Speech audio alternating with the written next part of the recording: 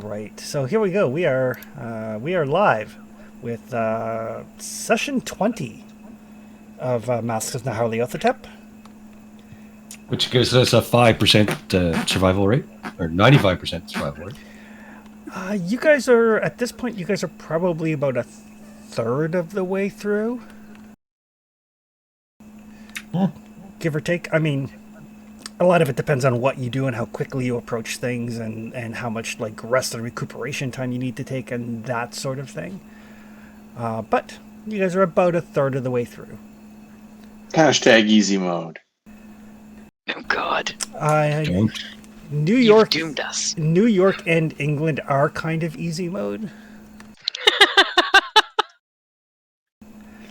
But Oh no!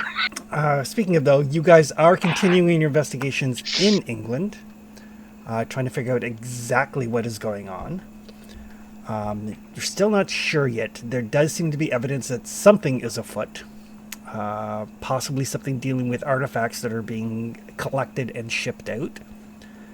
A gentleman named Edward Gavigan seems to be a key player, tied into what you collectively refer to as Peru shit, which sounds maybe better than Cthulhu mythos. At least it's evocative. You found artifacts and stuff tying him into this strange kind of proto mythology. You've made a let's call it a loose alliance with a woman named Zahara, who has indicated that she would stop helping Gavigan to kill you if you were to kill him for her. And she knows for a fact that he will be present at his country estate, a place called Miser House, during the night of the new moon at the end of the month. It's still about 3 weeks away. How much you can trust her is really up for grabs. You've decided to take some of the books and the scrolls and stuff that you've accumulated and do some in-depth reading. Salvatore learned some actual magic, something that creates a magical barrier, prevented her from scrying on you for a time. But the books do have a downside in that they eat away at the reader's sanity. Something that came to almost terrible resolution when Salvatore reacted violently to something that he had read and attempted to gut Bill before Luther managed to calm him down. So you guys have kind of come up with a plan, knowing that the information in the books is potentially very valuable, but also very dangerous. So you've kind of got a plan of like certain people will read the books and perhaps they will be chained to a bed or otherwise locked up so that they can't injure themselves or others. Other than that, you've got a couple of leads still here in England, which I posted previously. Here in England, you know that Gavigan owns a manufacturing company called Henson Manufacturing. You don't know what exactly is going on there. You've never looked into that. You've done some basic information gathering on Miser House. You know that it was built in the 1600s.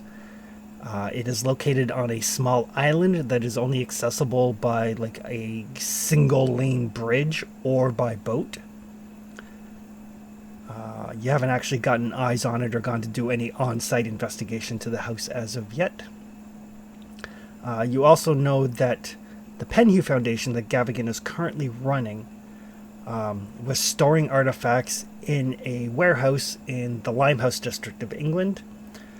Bill had paid some urchins to be his eyes and ears, and he found out that the contents of the warehouse have been moved to a ship called the Ivory Wind, which you guys know is due to set sail for Shanghai with a couple of stops along the way. The fact that everything has been moved from the warehouse to the boat indicates that departure date is rapidly approaching. And that's pretty much where we left off.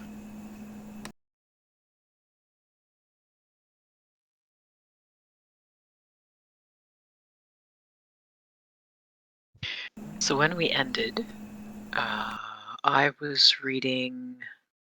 Yeah, I was reading. I was reading Africa's Dark Secrets over coffee. Yes. Yep. When we Sorry, go ahead. when we ended, that's a very good point. When we ended, what were we trying to do? Everyone was reading, and we had decided to take like some time to investigate. I think right? you guys were taking a couple of days because Evelyn and Luther and Alvin are still recovering from the attack from the invisible creature that Gavigan sent against you. And Bill had gone out to check with his Baker Street irregulars to see if there was any news. That's where we had left off. It is currently Saturday, February 7th at about 6:30 in the evening. Amongst the information you found in the books is that all of these various cults, the cult of the Bloody Tongue, the Black Pharaoh, the Bloated Woman, the Lord of the Forests, trying to remember what other else ones, Sandbat, Father of Bats, all of these cults from different parts of primarily Africa seem to be worshipping the same entity, a herald of these proto-gods, these incredibly powerful beings from a time that apparently predates humanity. And that being's name is Nyarlathotep, also known as the Crawling Chaos. So, several cults, easily a half dozen, if not more, all worshipping a singular being. But more specifically, we had said that we wanted to spend the time reading, healing, and investigating the Miser House to take a look at it, right? Correct.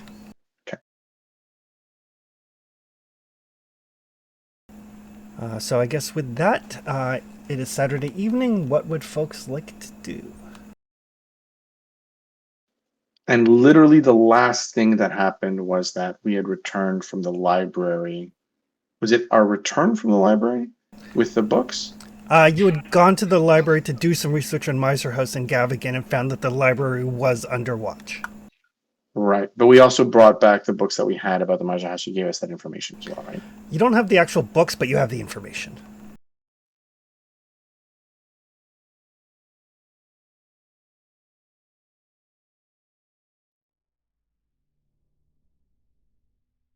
Right. So we're still kind of beat up. So I think we need a little bit of time before we do anything stupid. We're all agreeing on that? I would say Yeah. so, yes. Okay. Now, once we're all healed up, I have an idea about something stupid. Well, also, some of us wanted to read the books to see if they could help us. Right. You have chairs, shades, guards, all that kind of shit, right? Mm-hmm. Yep. So I'll rest and keep an eye on you people want to do. And then I figured we'd go sink a ship. Oh, You're right. Bill, I don't think I want to hear it. Bill, can you get dynamite?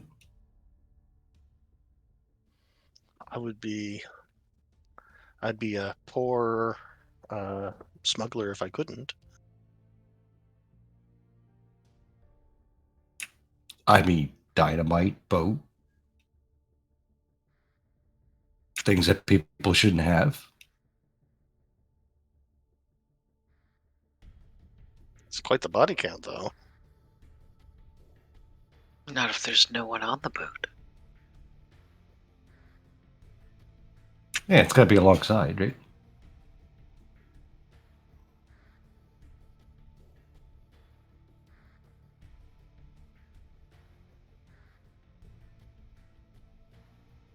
Something to think about while we're resting.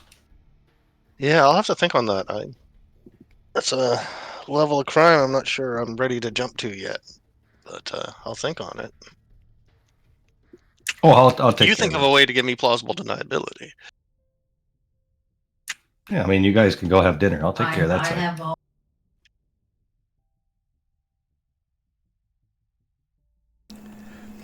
So I mean, my other idea was to stow away and see where it goes, but China's a long way.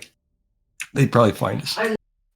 So I think Luther and I, while everyone is reading and all this stuff, we're providing the day-to-day like support.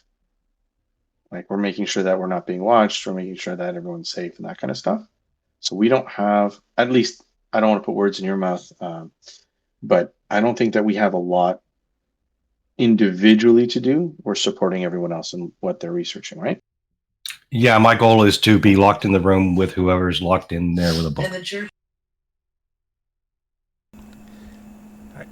perfect. So it's going to take you guys probably like 2 days for Alvin, Evelyn, and Luther to be like back to full.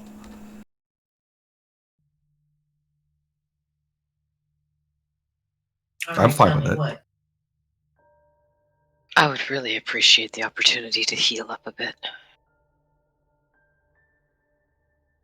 All right.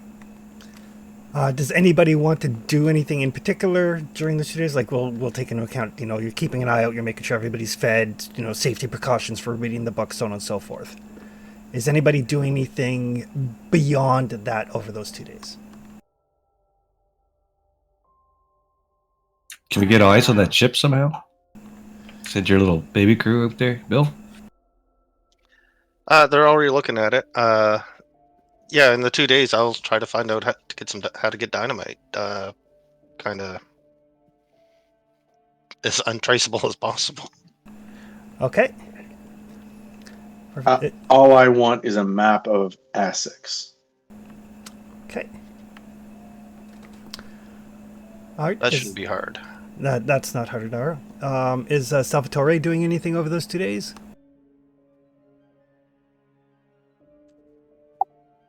I don't know if I can through my secret society, if they can put me in touch with someone who can just maybe keep an eye on the Penthew Foundation to see what might be going on there, like comings and going, anybody interesting of note or anything like that. Okay, perfect.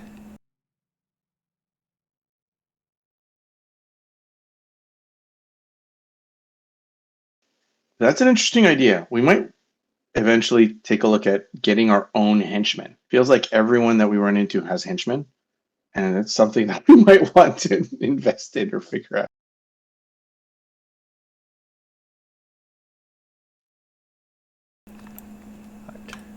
Perfect. So over the couple of days, doesn't Bill can give me a, let's call it a luck roll to see if you can find untraceable dynamite. All right. Bill will have to log in because he forgot. Does the pinned one work? I hope so. Yes. Yep.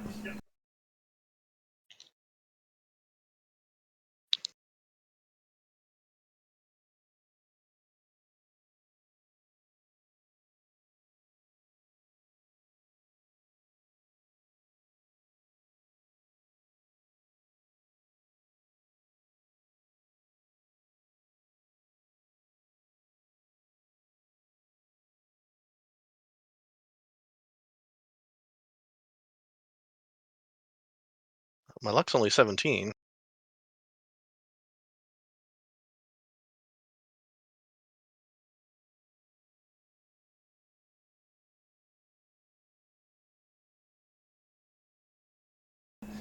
All right. So over the 2 days, you can definitely buy dynamite. People use it for a variety of things. If they're like building a house and they need to clear stumps or whatever, you can definitely buy dynamite. That is not a problem. Getting untraceable dynamite, you're not having any luck with. All right, that's pretty much what I expected.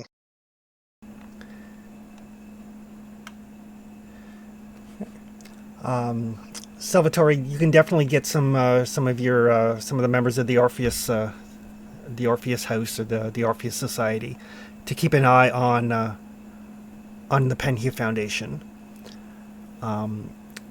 They'll report to you kind of each evening. They'll keep eyes on it during the day, and then they'll report to you in the evening. Doesn't seem like there's been any more large shipments. They have tracked Gavigan. Gavigan's been going to work. He leaves. Sometimes he goes to the Blue Pyramid Club in Soho. So the first evening, like the Saturday evening, he goes to the Blue Pyramid Club. They don't follow him inside, just because they don't want to draw attention by having to like deal with the doorman and things like that. The second night, Sunday night, he goes back to his flat. Nothing that would draw attention, and nothing that indicates that he is currently up to anything. He seems to be going going through his routine. Is he ever in the company of anybody? He's usually in the company of a couple of assistants, or more accurately, to Salvatore's knowledge, bodyguards. Like he's got a couple people with him, indicating that he's probably expecting trouble. But he's not traveling with like a huge entourage or anything.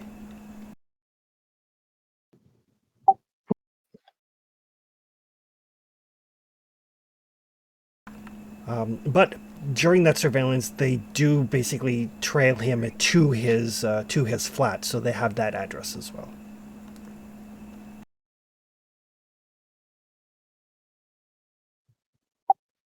So if I were to tell everybody that I know where Gavigan stays in the city, do we want to try and deal with this now at the expense of possibly a couple of bodyguards?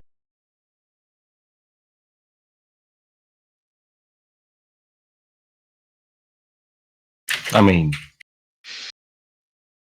if the second day is the same brute, then maybe we can cozy up.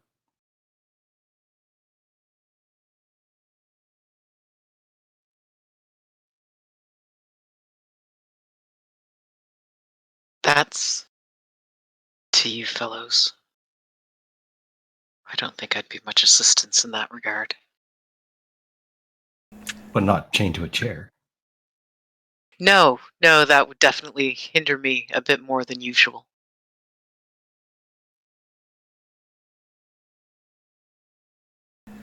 But even let loose, it's not as though I'd be really much help.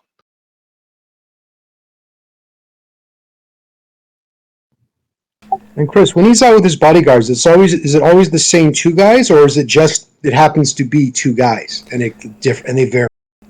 It's two different people each time. And they can let you know that his flat is on Grosvenor Street in Mayfair, so a fairly upscale neighborhood, very close to Hyde Park. And it's the sort of thing, like it's a row of it's like row houses. Like we've all seen enough British TV to know what like the kind of row house situation in England is like. So his flat is kind of in the middle of the row, so neighbors immediately to his left, immediately to his right. They're not professional investigators. They couldn't tell you anything about, what the lock is like or anything of that nature. But they do caution you that there are a number of people around his flat. Chris, when this gets explained, I'm assuming, Sal, that you're sharing this information. Yeah, that's why I asked if we wanted to try to take him out here. Does that, when Alvin hears that, when he says that there's lots of different people kind of, does that speak to like a service that like, so there's like whoever's available when he's on the move, or does that speak to like he has a large retinue of people? He's got a retinue of people. I mean, if there's a cult, they're probably cultists.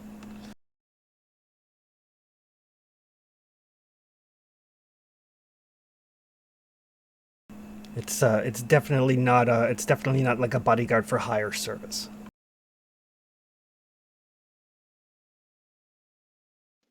So they're likely big, but not necessarily. I'm not going to say competent, but they're not like professionals. Is probably what I'm looking for. Probably not. You don't have eyes on them, so you can't really make an assessment.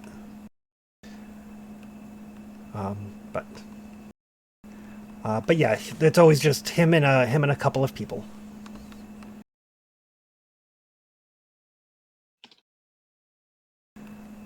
And Evelyn, while you're reading various books, is there anything in particular you would like to research?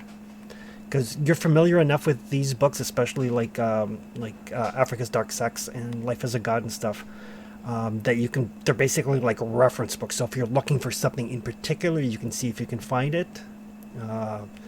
As for general information, you've already got probably everything you're going to get from these particular books. Oh dear.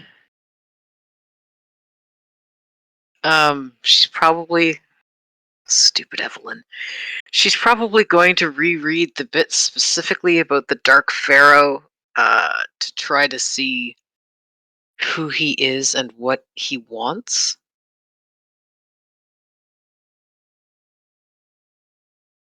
Player's reaction to that is not a he and nothing good. But Evelyn isn't quite so familiar.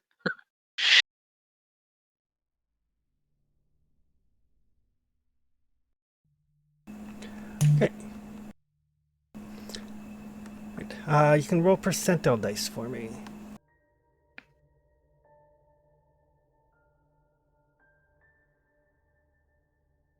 Ominous request.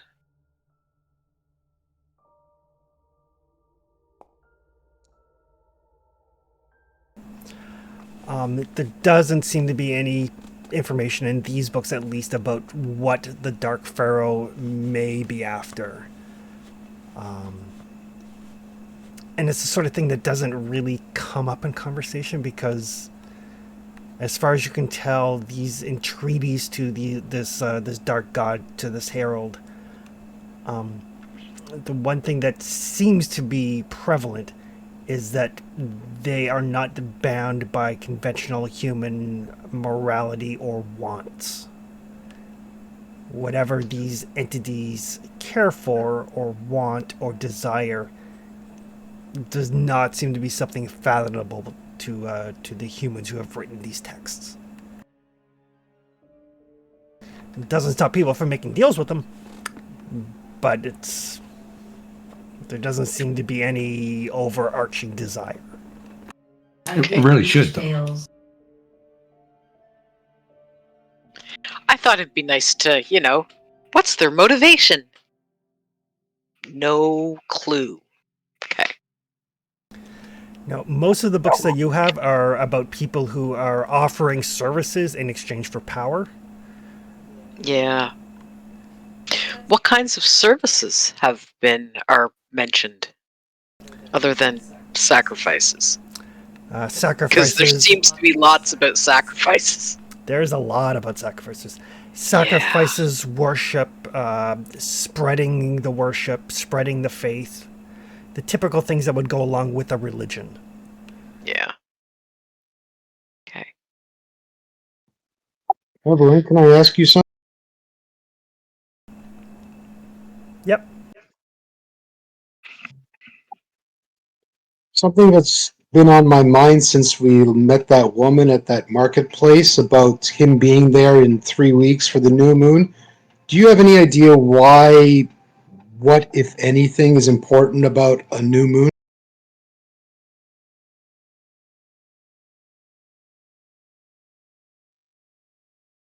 That'd be for Evelyn.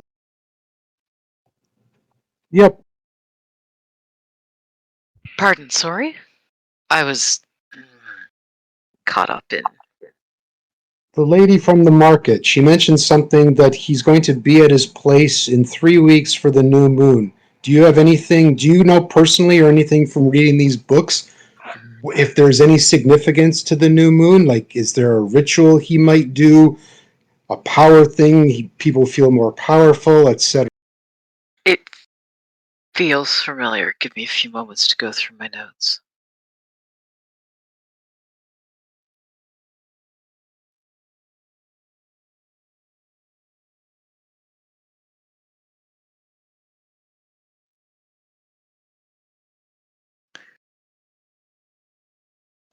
Chris, Yep. while this is happening, is there some way to get kind of like the lay of the land on Essex? Either I don't want to Google a map of 1920s Essex. Is there anything that the game provides as a layout for the mansion or a map of the area or anything like Yep.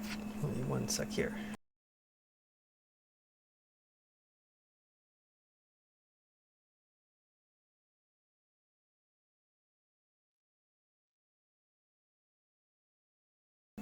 All right. For Essex and in particular the area where the house is located, it's called the Naze, which is a deeply, densely forested, swampy marsh with like a bunch of little islands that kind of stretch out into the sea.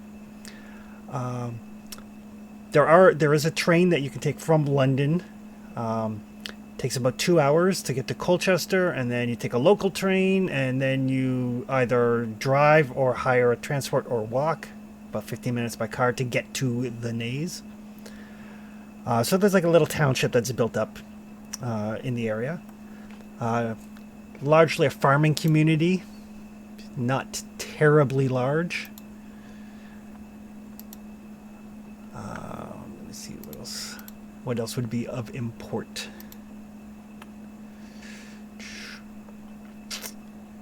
Thick fogs are common.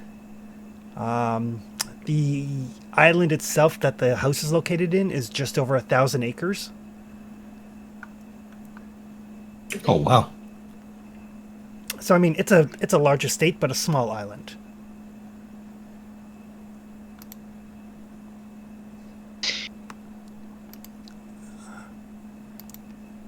Give me a, let's call this a library use roll there for Alvin.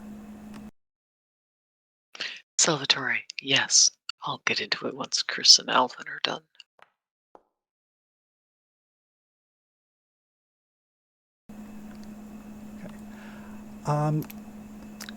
Then the main thing that you can pull out is that the island and the house are legally owned by Edward Gavigan. But he also owns and leases out the surrounding farmland. Kind of like a throwback to like a feudal system. He owns the land. He lets the farmers tend it. They get a share of the crops. He gets a share of the crops, so on and so forth. That's about it. Not a lot of information available here. More information would be available in like the Essex County Hall of Records. But yeah, you can get like a little map and everything.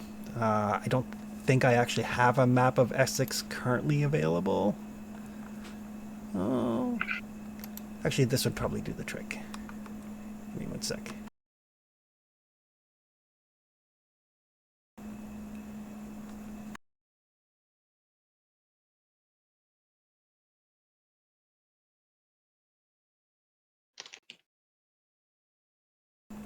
So just ignore the actual like map of the house, but you can see the little map there of the area called the Naze and kind of like how relative it is to London.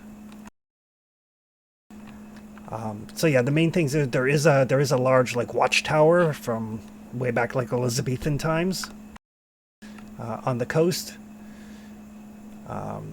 There's a little house like this is the island itself that it's on.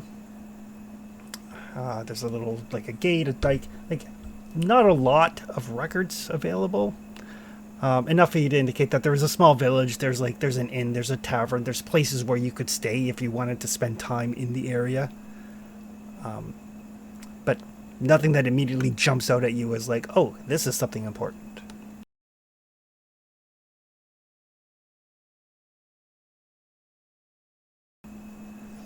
All right, Evelyn. Oh, yes. Um, he might be trying to summon something called Dark Young, where something needs to be sacrificed during the dark of the moon. That's the only thing I've come across in my reading. Evelyn can give me an occult roll. And everybody can give me a Cthulhu Mythos roll. Sorry, guys.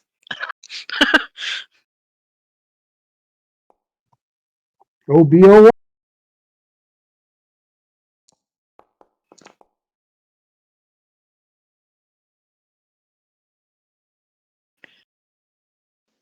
Oh shit! I've got a 5. I could potentially win that. Or Yeah, except Alvin's like the one character without any mythos because he hasn't read any of the books. I could still spend 4 luck to get a 1. No, or is it just a natural 1? No, it's you actually start with a 0 in Cthulhu Mythos. Right, but a 1 is always a success, right? No, it's not. Oh, Could he spend 5 to? Uh, I mean, I don't know why you'd want to do that. nope. I just need Evelyn to give me a Cthulhu Mythos. Oh, sorry, I didn't realize you meant me too. I thought I had already rolled for this particular branch of... Nope. Nope. Okay. The occult roll, on the other hand, I got an 18. Yeah. Occult-wise, there's a lot of religious symbology based on the phases of the moon. New moon, full moon, those seem to be like really important dates for a lot of different occult practices. Mm-hmm. And you also remember that in New York, the kidnappings that happened, not the killings, but the kidnappings happened on the dark of the moon because people are less likely to see things at that time. Right. Because you have to remember, it's 1925. Yeah. If there's no moonlight, you're not seeing a whole lot. Light pollution really isn't a thing unless you're standing under the light. Right. That's the only ritual that I've come across. I mean, they could be planning something else, like the kidnappings that we saw in New York. It's dark. It's harder for people to notice someone creeping up behind them to kidnap them. But if they're planning to do some sort of a ritual, that's the only one that I've managed to find in these books.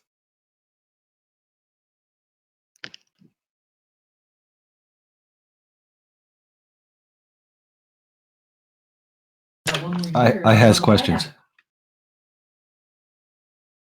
Okay. A So large-ish creature has to be sacrificed. Something, well, I suppose not that large, something slightly smaller than me. Or larger. And it would need to be cast outdoors. The ritual, that is. There are ritual cuts that need to be made in the victim before they're killed. And then one of these creatures will appear out of the darkness.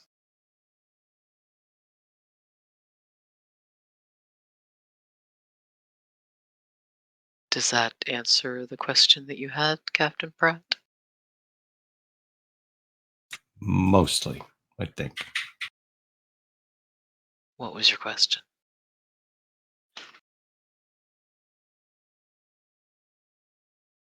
Okay, so I don't understand any of this. Hmm. So talk to me like I'm a 4-year-old. All right. A bunch of people in these books apparently are worshiping and sacrificing people to this monkey bat thing or bat monkey thing or whatever it is Hmm. in exchange to have the opportunity to strangle people while being invisible or something. Well, for power. Power Right. takes different forms. And so first of all, that's a thing, right? Like you do a thing and something gives you the ability to do Yes. something you couldn't do before. Right. Or you summon something that follows your orders for a certain amount of time, or does a specific task for you, or something Okay. along those lines, yes. So if we're gonna go shoot this Gavigan guy, why don't we do it for the Bat Monkey, and the Bat Monkey lets you strangle people whenever you want to? Sorry? I didn't Um, follow the. if we're gonna shoot Gavigan, right? I assume so. So if we say, "Hey, Bat Monkey, I'm gonna shoot Gavigan. You're welcome," and he lets us like fly or something, wouldn't that be cool? No? No, I mean The I better. like to fly. The. Yes, but you do so in an airplane. The better thing to do, I would think, would be to remove Mr. Gavigan from the situation before he has the opportunity to sacrifice someone else to call forth a dark young to do who knows what. Don't you think? But yeah, I'm just saying if we are gonna do that anyway. We wouldn't be able to control the dark young. Oh, it's not like a dog or something. Only for the person who summons it. Possibly. I'm not entirely clear on what these dark young do once they arrive. Generally speaking, if you've summoned something from elsewhere, they are bound to do what you want for an amount of time. It varies. But it's all like a ritual thing. You have to do a bunch of stuff to make that work. You can't just say, Yes. "Hey, Bat Monkey, go sink the The boat. I'm going to shoot this guy for you." right. So when we were talking about why I should do this, the binding and reading and such, um, and from what I gathered from the conversation, Salvatore was concerned that I would, I don't know, become some terribly dark and dangerous person. Um, and I mentioned that the fastest ritual that I have found so far takes 5 minutes to do. Um, Generally, rituals are fairly long and complex, and the more dangerous and large and powerful the creature is, the longer it takes and the more it takes to summon it. So straight up, I can't just shoot somebody and be able to fly. No, Okay, definitely not. that sucks. And I don't know that these things understand communication at all. I don't know if they go by the intent of the person who casts the ritual, or if they go by a stated phrasing, or if a certain language has to be spoken. I haven't found anything that really explains that part yet. There's definitely no, oh, in gratitude, I'll grant you a wish. There's nothing like that. These are not benevolent forces. And not to be trifled with either. Correct. I mean, I'm not even sure if they're real, but I mean, there's something fucked up. But Well, it wasn't our imaginations that tried to suffocate us. well, that doesn't mean it's a god. It just means it's something we don't understand. Right. Because, lady, More there's only than one god, and he doesn't do that sort of stuff. I've Well, I mean, I've read the Bible. He absolutely does do that sort of thing. only when they deserve it. I mean, we didn't deserve it. We're good guys. Good quote, unquote, good guys. But anyway, I digress. I think you might need to do another reading then. But yes, they're bound to the person who summons them. It takes time. It takes effort. And knowledge and skill. And knowledge. I'm not so sure about skill. So someone, The skill to be able to dispatch someone in a particularly gruesome way, if that's considered a skill. so The skill to not lose your cool when doing that sort of thing, if that's considered a skill. So let's say I'm firing a firearm. Mm-hmm.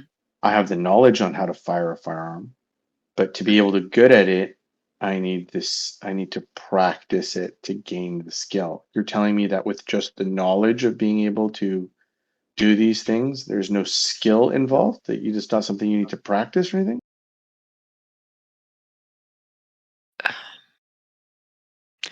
Possibly. I mean, if I were going to carve some intricate design into flesh that was moving, or even unconscious, I retract the question in this I comment. would want to practice a few times first, because I don't know what happens if you get it wrong. I don't know if nothing happens. I don't know if it comes anyway, and it just doesn't seem to be under your control. I don't like any of this. I regret asking the question. Well, it needed to be discussed, I suppose. But that's the sort of thing that, if you want to call it a skill, it's a skill. But it's a rather gruesome one. I mean, it's a difference between every one of the. We'll use the term cultists. I was going to say bad guys. Let's use the term cultist. So every one of the Cultists is more cultists, accurate. yeah. For certain. If every the cultists read the book or read a manual, they can summon 1,000 things. Is very different than it takes one guy. The equivalent of becoming a doctor in horror to be Oh able no, to do it's it, right? definitely it's I don't think it's that much effort. I'm pretty certain that if I drew the sigil Nope. and Captain Pratt had the mind to do so, that he could probably carve it into someone and then dispatch them and summon forth something terrible. I don't think we're going to do that. No, I don't think so either. But it speaks to them being able But to. he would have the skill. I doubt that I could do so, because the chances of me overpowering and killing someone are rather low.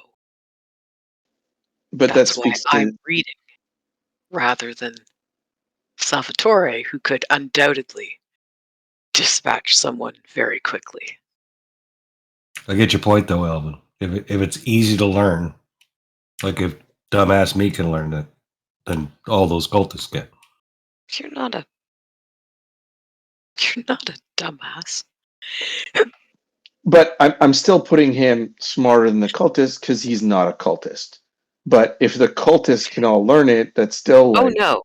If he's doing this, he is absolutely a cultist. He is a follower of whatever this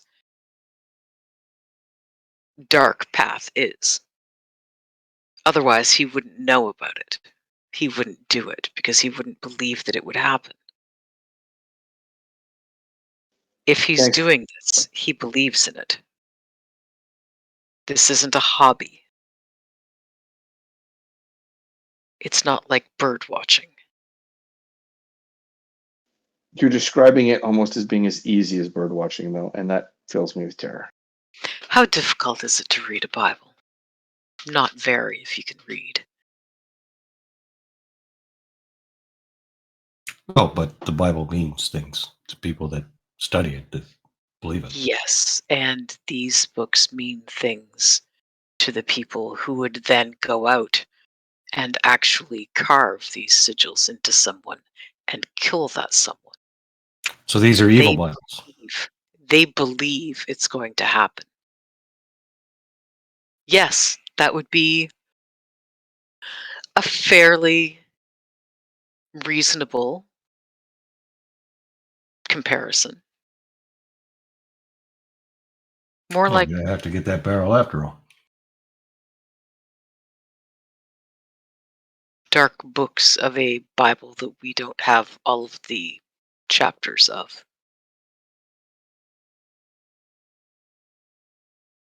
Because Well, if you take one isolated chapter from the Bible and that's the only thing you read, then that's the only thing you know about. So far, these 5 books are the only things I know about. So, as to what comprehensive whole they're a part of, I don't know. Pause. These are the Yes. only books you know about? Hmm. Is different than these are the only books. Yes. Okay, just making sure that was clear. Well, the first time we came across one of these books, that was the only book we knew about. And then we found quite a few more, and scrolls.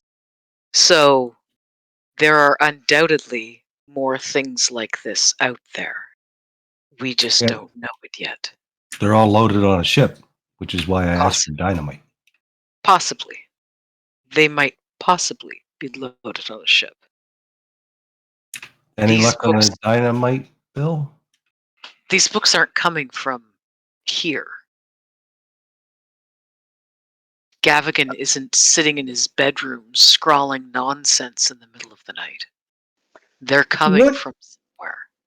one day you're gonna have to explain to me how these books came to be. One day I might find that out. I'm almost hoping I don't. Because the things I've experienced so far, I don't think I want to know. The ones that I know of, the ones that I've read, were written by people who believed in these things and it worked. How they found out about it isn't always described.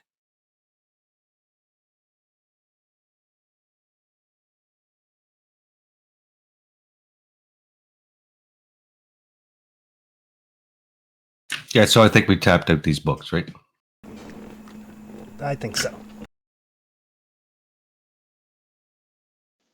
Okay, so out of character, there are no other spells that we can glean from these. We're at capacity or at our limit of knowledge. At this point, they are useful as research materials, but actually learning anything new from the books that you have, unless you are specifically researching a specific thing, these books aren't going to provide you any. You've gotten all of the general information. It's kind of like how, You know the stuff that's in your math textbook, but if you need help with a specific problem, you pull the book out to look up the formula.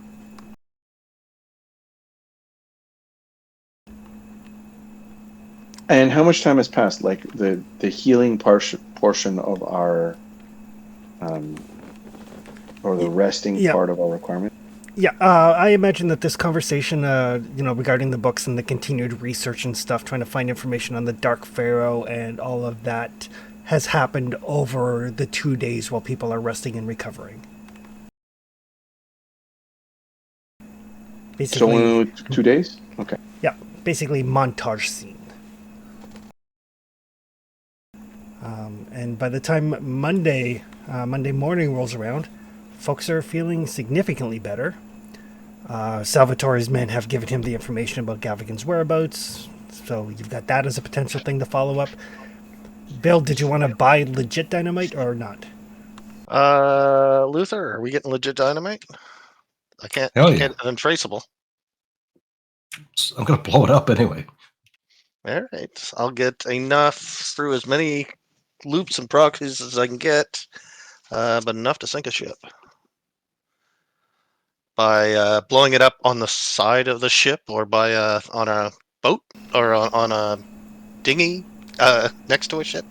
How big is the boat? Is probably the question you're asking. It's a shipping freighter. It's probably still made of wood, though, right? No, it's made out of steel. This is post-Titanic. Oh, it is. Yeah. Oh, that's Yeah. okay. I'll have to be a little more creative, but I can still do it. right in that era, because the Titanic went down in the 1920s, right? 1912, 1923, one of those 2 dates, I think. Maybe 1918. I don't know. We're in that era. You're in that era, but yes, it is a steel Definitely ship. metallic. Yeah. Dynamite will go through steel. Somebody can give me a demolitions roll. Somebody Oh, actually yeah. asked that. Does someone? Yeah, I Not think. Oh, me. Yurik does. It was Yurik that picked it up. I don't even see that on my sheet. It's because it is a uncommon skill. So you guys can get dynamite. You have no idea how much you need or where you need to place it or anything beyond the fact that enough dynamite will blow something up. But there are movies by now, right? Like it's the Silver Age of cinema or the Golden Age of cinema, right? Yep. So we've seen some kind of Western somewhere. We put dynamite somewhere and it explodes. Like we know that much. That is about the extent of what you know. All right. Well, I have mechanical repair. I know if I put dynamite underneath the engine and blow it up, it's not going anywhere. The engine will stop working. The engine will stop boat doesn't mean the boat will sink. Well, it might not sink it, but it'll stop the boat. You just don't know how much to use. Yeah, just whatever we can get, right? But yeah, it's fairly easy to buy with... what's Bill's credit rating? Credit rating is 60. How much money can you spend over the course of a day? It should have like a cash thing.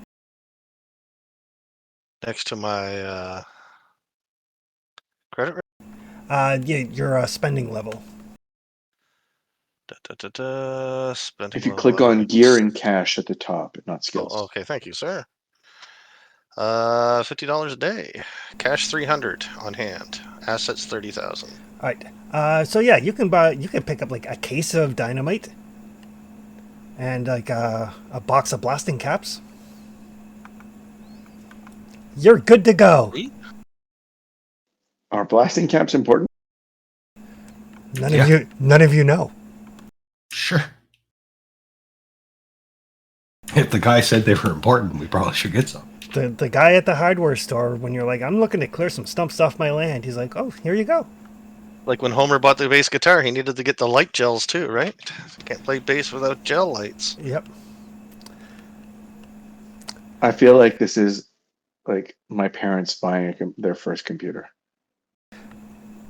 This is the game master telling you of the monsters and conflicts and everything. This may be the most dangerous thing you guys have thought of. Hey, at least two of us are ex-military. Mind you, I was a company clerk, but I'm still technically ex-military. So over the 2 days, Evelyn has done some research, not found out anything new. Does have access to some spells if she wants to try them. Everybody has healed up. Salvador's men have provided you guys with some intel on Gavigan. It is Monday morning. Is that something, or is the repertoires of spells you could potentially learn something that you guys share? Because all I know is of the one that Sal cast, or all Alvin knows is the one that Sal cast.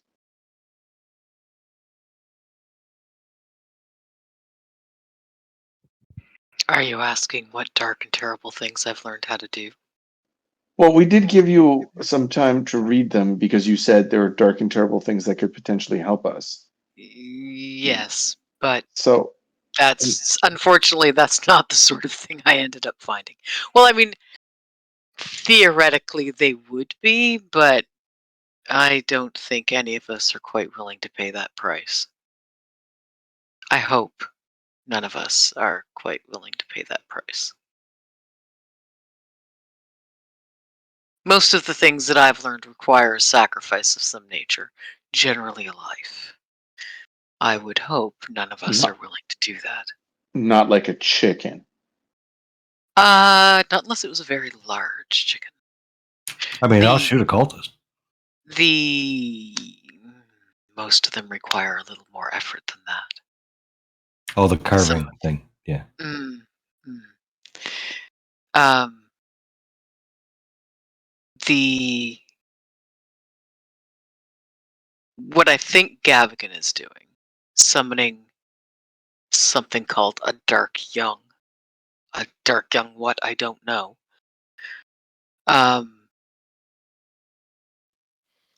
Needs to be done in the dark of the moon, which would be the new moon. But it requires carving specific sigils into something living, fauna, not flora, and Like a then pig sacrificing. Possibly, if it was a large one, you could probably do that to a boar. or a big sow? Anything larger, anything slightly smaller than me to larger, so a 12-year-old child and upward, possibly. Oh, Jesus. I don't think it's specified that it needed to be human. I'd have to reread it. So let's not use people as measuring, like, as our scale. Can we use like chickens or cows So or like 100 pounds. Uh, probably 75, maybe and up. Okay. All right. It's been a long time since I've spent time around a child. I may have completely miscalculated that. I so just like know a that they all seem to be taller than I am. so like a deer? Oh, a deer would definitely do it, yes. Or dog. If it was a very big one. I've seen some rather large dogs that would probably work. When at what point, I look at Luther, at what point in time do we start thinking, yeah, let's just kill some dogs? We're not going to. We're We're not trying to carving guess nothing. what Gavigan's going to do. What we're And going to he's do, type that would use a human. we're going to figure out what his route is. And if he repeats it again, we're going to find a spot. I'm going to shoot him in the fucking forehead. And then that problem's going to be solved.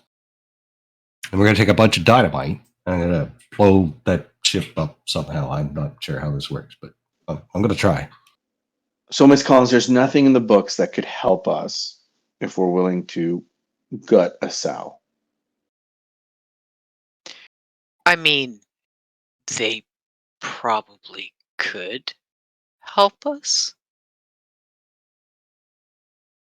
but we would be summoning something dark to do so.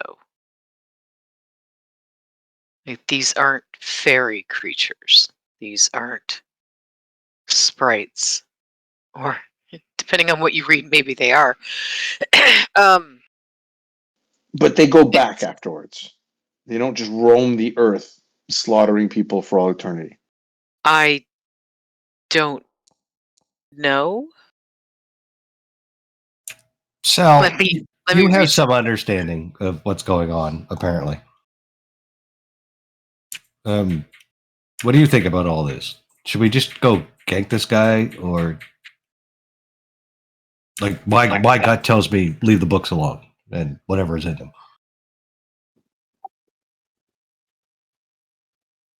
Killing Gavigan might stop what's going on here, but for all we know, there could still be things going on in Africa related to this, or China or something. This is something bigger than New York or England. Yes. Well, I agree with that, but we have a today problem, right? Like, lady said that this guy's going to kill us unless we kill him. Yeah. That's what it sounds like, yeah. So we got to take care of this guy who sounds like, according to Evelyn, Miss Collins, apologies, someone that's willing to use a small child as a whatever to make whatever happen. Yes. So he's going to go regardless. I'll note for you, Alvin. No, he definitely has to go. Mhm. The thing is, we need a plan. Whether that plan is we go to this manor in 3 weeks, or we try to deal with him in London while we know where he is staying in London. I would suggest, if you can, have it happen in London and make it look like an accident. Or a robbery. But an accident would probably be best. No one looks for a human perpetrator in an accident. But for all the reading that I've done, they all mentioning summoning a creature or creating a creature in the case of the creatures that were crawling around in the basement in New York. None of them have mentioned making it go back to where it came from. They just mention that the thing comes forth, whatever that thing happens to be. They don't really describe what that thing is for the most part. Just that it does what the caster wants and then is no longer bound to the caster. So I don't know if at that point it just roams the countryside doing what it wants, or if it comes, does a thing, and is immediately dispatched. Alvin has a very grumpy face when you say that. Because different types of magic do different things. When I'm using my spirit ward, for instance, I call to the person that I want to speak to, we communicate, and then I say goodbye to send it back to the ether. Alvin, we should go for a drink while they figure this shit out. Or you could Yeah. bring me one from the den. Sure. We could, if I'm not going to be allowed to leave the house, we could at least have the decency to drink here, don't you think? It's not as though I can cast these things while inebriated, or bound to a chair, or without a great deal of time. We can unchain you from the chair. Your head didn't go stupid. No, I didn't. And there's nothing that I've learned that wouldn't take an extraordinary amount of time to cast anyhow. I'm no threat to any of you. I think we all realize that.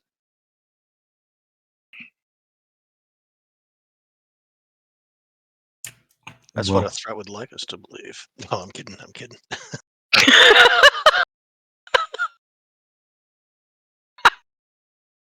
That's true, Bill. You do point out you make a very good point. I could be entirely lying to you. I would like to think that you all know me better than that by now. I would like to suggest that we do kill this guy in London and do whatever we decide to do with all this dynamite you had me buy, but also have an exit strategy to get the hell out of here immediately after we get done with that. So if they do trace the dynamite and they do come looking for us as potential killers, we're elsewhere.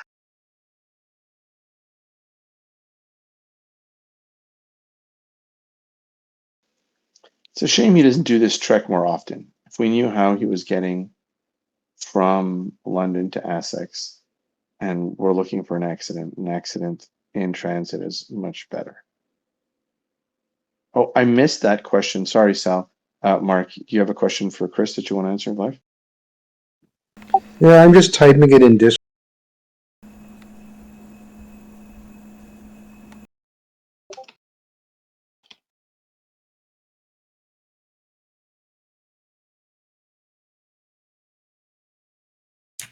All right. Well, to figure that out, I'm gonna agree with Bill. We should take this guy out here in London. I don't know how to make it an accident unless I can get access to his vehicle. I might be able to cut the brakes or something. Right? If I can get to his vehicle, I might be able to do something to make it go wonky. While he's here in London, he just walks. He walks from the Penn Foundation to his house. It's like 8 blocks. Yeah. So I got nothing on that. But I think we should take him out. I'm more than happy just to walk up and shoot him in the head, go running. Yeah, I'm not But against that particular plan myself. It's just, escape plan's a good idea too. yeah, let's get the hell out of town, get out of Dodge when the time comes. Well, question for you, since you seem to know unsavory type. I'll get friends in low places. Do you think you could find someone in a low enough place to, I don't know, just run him down, but maybe it looks like he's trying to cross the street and the guy ran the light or something like that, or ran, jaywalking or something. No. Unfortunately, I'm a smuggler. I am not a agent for hitmen.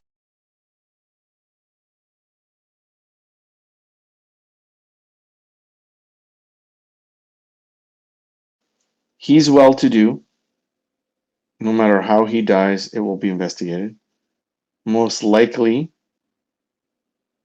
people like that die because their homes are being burglarized. The bodyguards that he travels with, do they stay at his place? No, they do not. Sal's guys can tell you that, like, they basically walk him to his door and make sure he gets home okay, and then they leave. I hate this plan, but that's what it is. But if I was a detective on the case and a well-to-do guy got broken into and it looked like a robbery, it's going to be a robbery.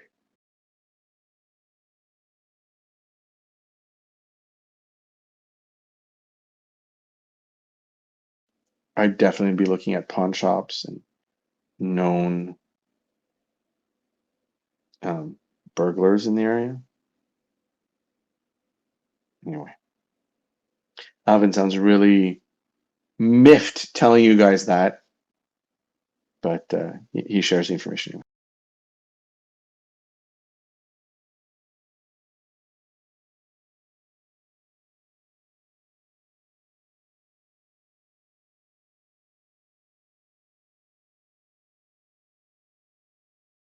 Chris, is his home like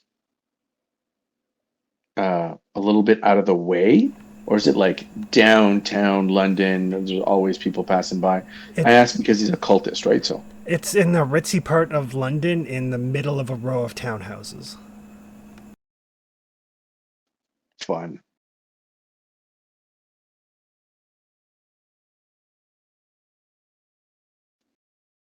This is Tony's or Luther's idea, or I'm assuming that we're waiting for him to come back.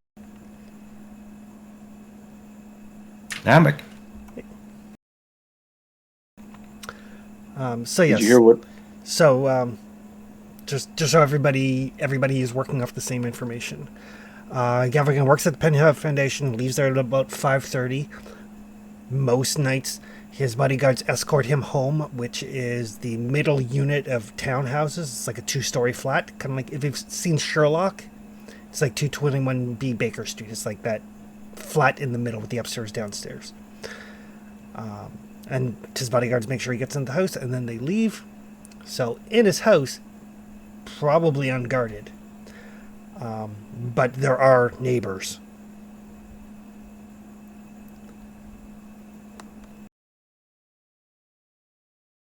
Yeah, so we roll up 3 a.m.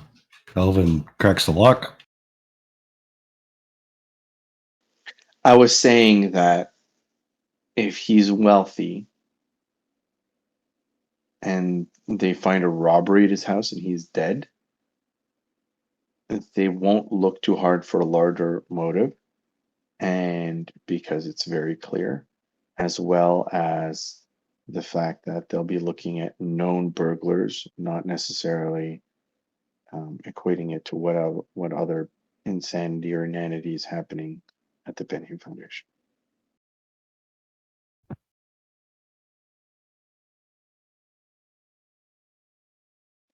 His face has been the papers anyway for the last little while because he's been the one who's been talking about the Penhue Foundation and the robbery there, right? Correct.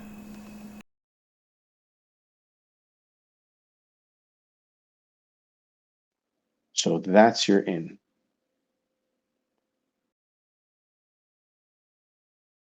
If you could How- unlock the door, or if it's a simple lock, I could do it myself. Sal and I can go in there and If you want to make it look like a robbery, most robbers don't bother with locks. They break the window. But if you break the window, he'll hear it. So will other people. Just as much as if you pull the trigger on your gun, people will hear it. So you need, even whether I pick the lock or not, once you decide to pull that trigger, you need a way out.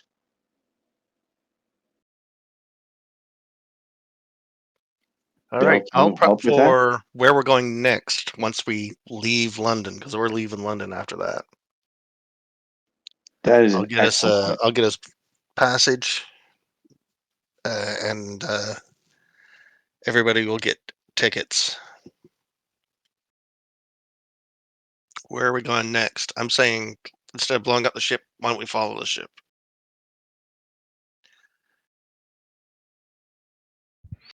if you can manage that, yeah. Cannot be done. Cannot follow the ship? No. We don't know where the ship's going? You know it's going to Shanghai. Shanghai is not all that big. I mean, if we know when it's going, we can probably get there. It's expected to dock in Shanghai in 6 months. Oh, that's a different story.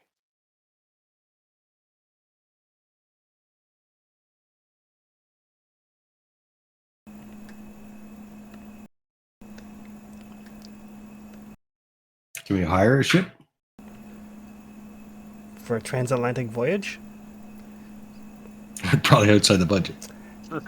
I'm happy to announce that I have conscripted the SS Minnow into our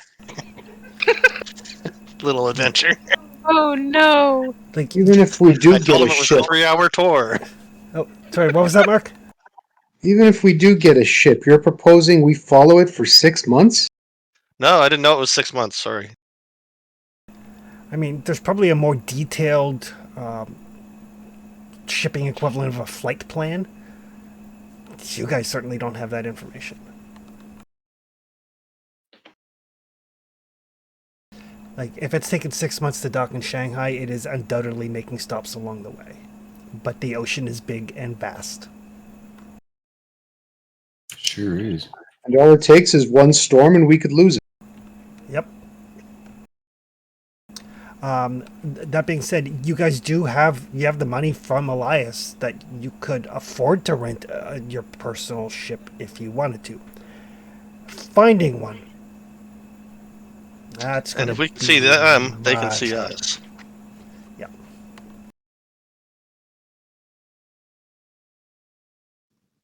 I think for now, let's worry about today and getting rid of this problem before we worry about our next move.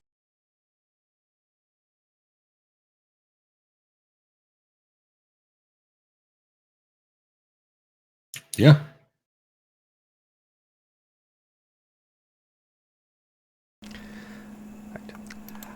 So, since it is the morning on Monday, what are you guys doing for the day?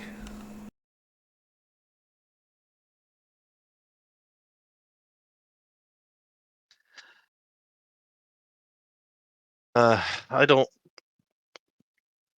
really have a plan, actually. I wouldn't mind reading one of those books if somebody wants to tie me up. I'm not just saying that because I like get tied up. Don't make it weird. It's not as much fun as it sounds like. It's mainly a lot I of wish I could do Radar's O'Reilly's voice when I said that. it's a lot of eye strain and sore muscles and terrible nightmares.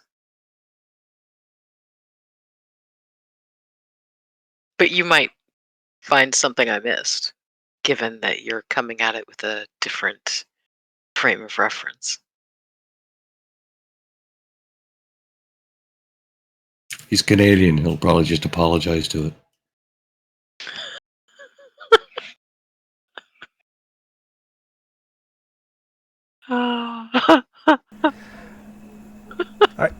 So, what are you guys doing for the morning? I'm Evelyn. gonna chain up Bill and let him go through his book thing. Yeah, I'll I'll read a I'll book. stand One of the watch. English ones. Evelyn's going to enjoy being able to stand up and walk around with her cane. If anyone wants to go to the library and figure out how to use dynamite, that'd be great. I wouldn't mind going to the library again. I don't think I want to learn to use dynamite.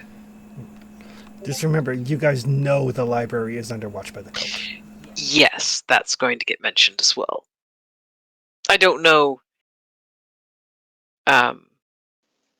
We mentioned it on the way. I would. Yeah, we did. I would assume they know what everyone looks like, as opposed to just the two of us. I mean, the woman at the spice business seemed to know rather a lot about each of us. Certainly more than I ever expected.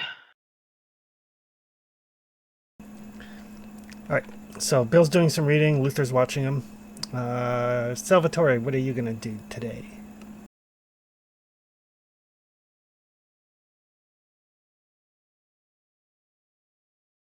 He said he was away from his Okay, perfect. All right. What is Alvin going to do today? So he's kind of like in a waiting period, right? He was trying to plan for taking care of Gavigan at the estate, hence why he has all the information on the estate. If they're going to take him out, I missed a bit whether we decided if we were taking him out in town or not based on the getaway plan that we were preparing. So he's probably trying to troubleshoot a getaway plan with Luther and Bill if they're available. Otherwise, he's just thinking about it. And it gives him a lot of anxiety to think about how to get away with murder. Okay. All right. What is Evelyn doing? Probably enjoying the fact that she can get up and walk around again. Now that I'm healed up. I imagine at some point she's going to take a bath and have a nap. I could see that taking an entire morning for her. All right. So Bill, what book would you like to read? You've already read Amongst the Stones, got a little bit, and the Narcotic Manuscripts got a little bit. And those are the only two English ones? No, the other books that are in English are Africa's Dark Secrets,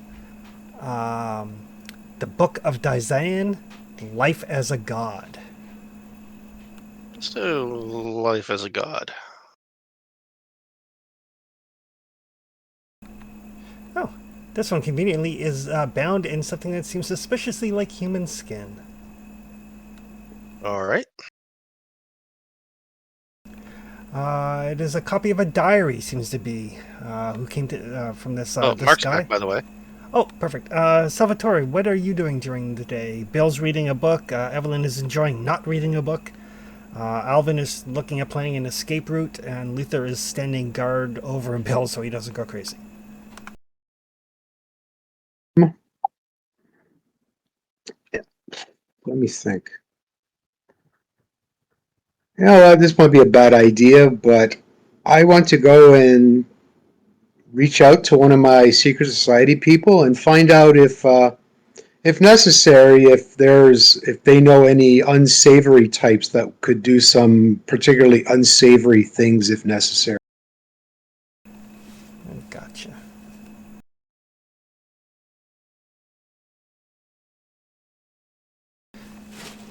All right.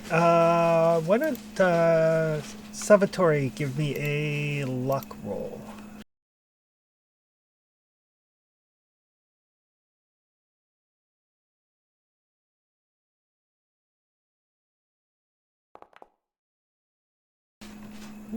Nice roll. They do have some people that they can call on. Like you guys meet in like a fairly posh, kind of like men's club. Back room. It's like, well, there are from time to time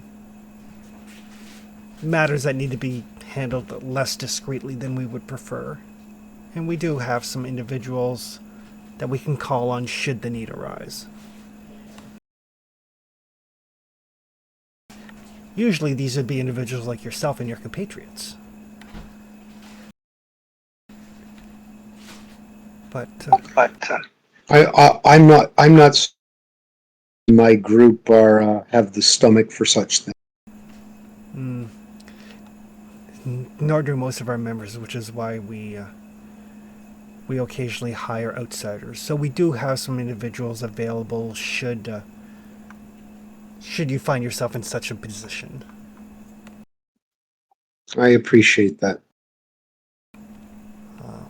Certainly. If you don't mind my inquiring, what sort of work do you anticipate requiring? If it becomes necessary, either someone who would have the someone who, what's the term that some of the brutes like to use? Sleep with the fishes? Oh, you have spent time in the Americas.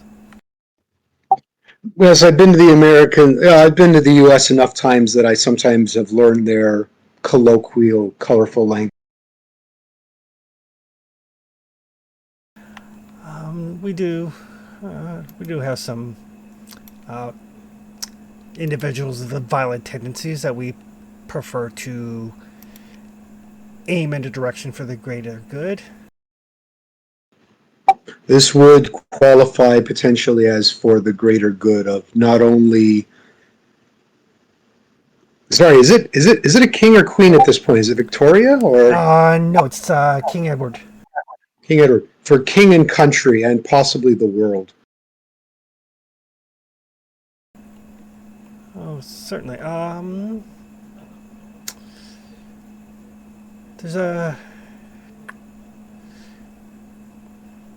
There's an old soldier I know.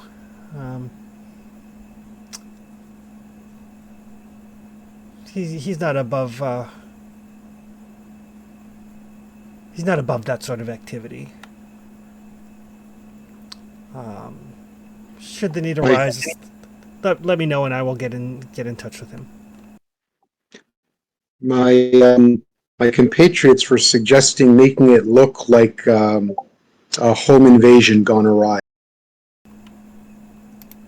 That's not without some merit. The person does live in a rather affluent area of the city, though. Hmm. Do you know if they... Oh, this is the individual that we were tailing for you? Yes. Okay. I don't believe Mr. Gavigan keeps much in the way of a personal staff or servants at his flat. He would probably be alone.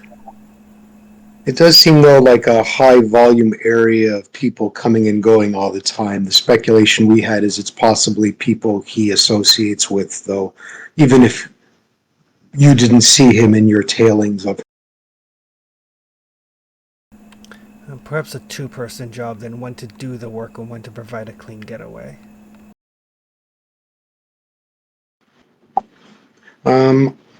I will speak to my compatriots and see if this meets with their approval, and if so, I will get back to you as soon as possible. Of course. It is an honor to be of service. You honor me by keeping me around. Well, I mean, eventually I'll get back in the ring and we will make some money, like in the old days. Well, I think my days of being a champion are in the past, but I still could get in the ring for a nice paycheck. Oh, perhaps we'll set something up. Provided that you and your compatriots are successful in what you're doing.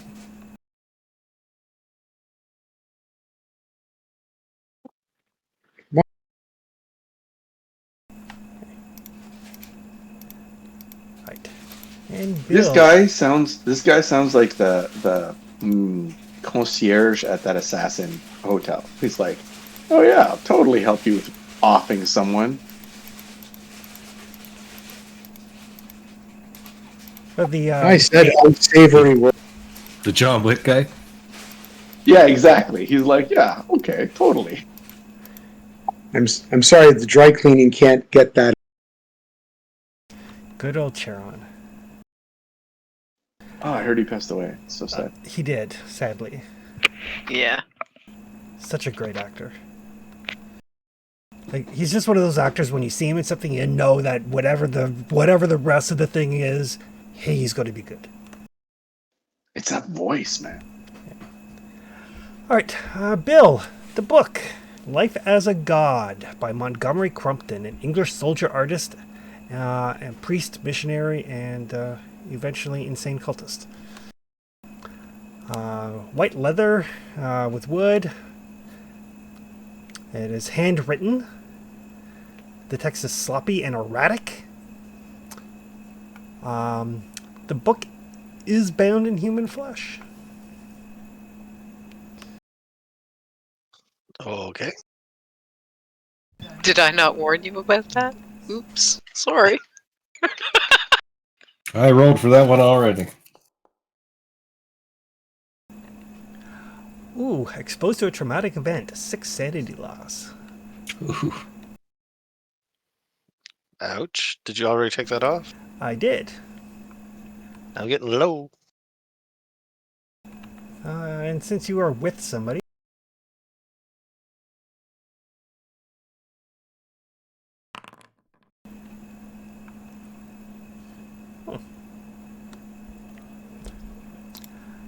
Right, so Bill, you're reading, and this book seems to be a largely incoherent treatise on the steps that this man Crompton took to become a priest of the Black Pharaoh.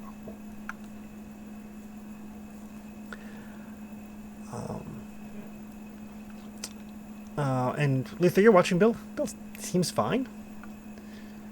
And then he just kind of blanks out for a moment or two. Seems to be kind of like, I don't know, moving his lips as he reads, maybe.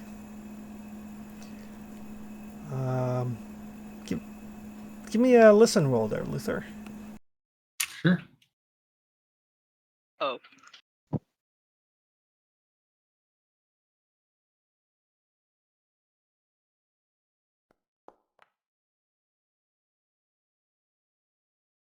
Nope, I don't care. Okay.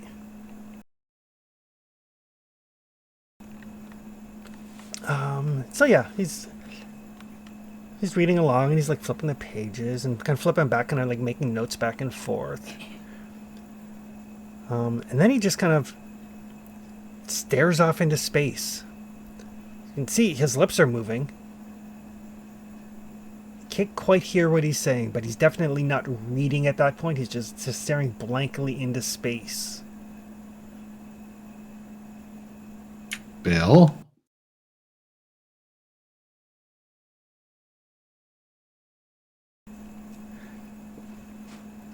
Yo, Bill. Yeah, Huh? What? Yeah. Yeah, you there?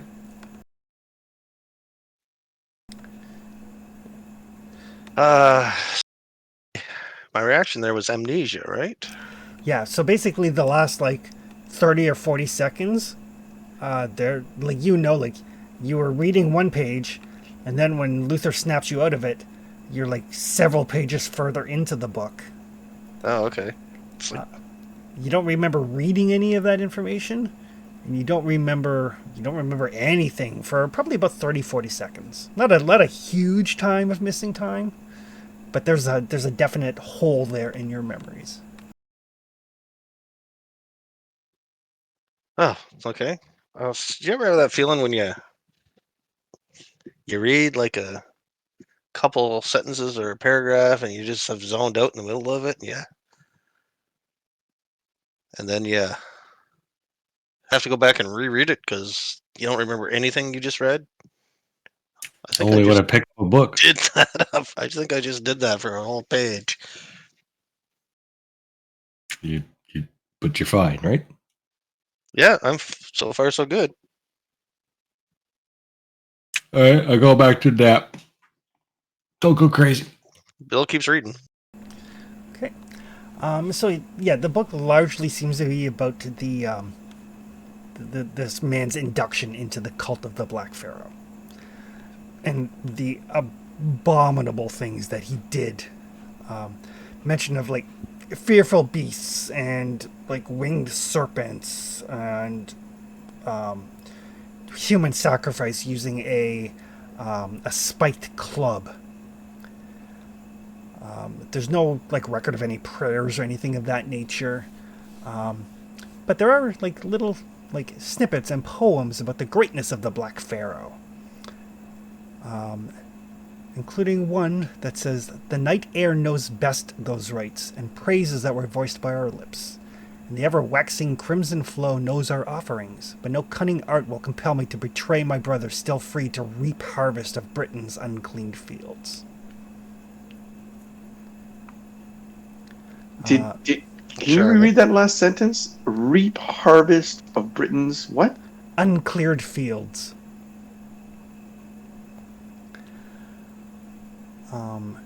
But the most disturbing thing is mention of a throne room in the Bent Pyramid, where Crompton seemed to think that he would meet the Dark Pharaoh for ascension to godhood. More right of mind than any man, I will walk with his lord as a god over the ashes of the empires of men. When the sky is brought to heel and the moon made void. And that's when you're kind of like, maybe that's enough for tonight. Yeah, that sounds about right. That's about enough for tonight. But he, in his insane ramblings, he definitely seems to truly believe that there is a throne room to the Black Pharaoh, the Dark Pharaoh, here on Earth in a place called the Bent Pyramid.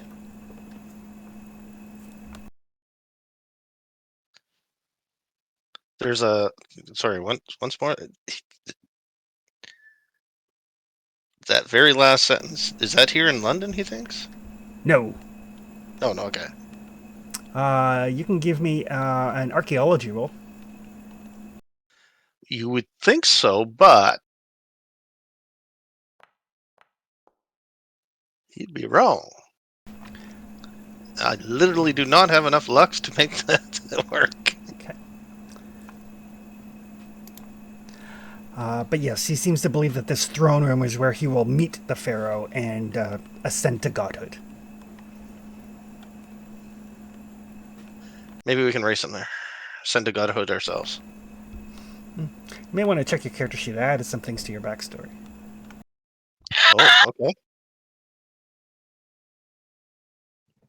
Sorry, did you say you added things to his backstory? Yes, that is a thing. When characters go insane and suffer a bout of badness, the keeper is allowed to alter your backstory. Yeah, I remember you saying nothing that. new I in just my wanted to backstory there. verify. That's what I heard you say just now. Yep. Oh, okay. Gotcha. Thank you. Got it. You know, you may come up with strange beliefs or new relationships to people or all kinds of fun stuff. All right. Evelyn, you have a nice relaxing day. Like a spa day. Yes, I do. It's lovely. I have a nice long hot bath. Because I can. Everyone's off reading and talking to people and mulling things over. No one's bothering me. It's great. And then I have a nap. Lying down on a comfortable bed, not tied to anything. So yeah, Evelyn has a marvelous morning. You consented to that whole tying down thing. I did, yes. I have a marvelous day until the storyteller sends me something terrible. Yeah. Nope. You are fine. Oh, that's a surprising change.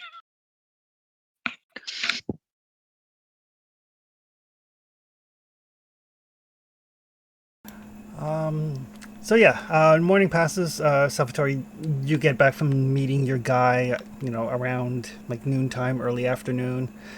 Bell looks a little shaken. Everybody else seems to be doing okay.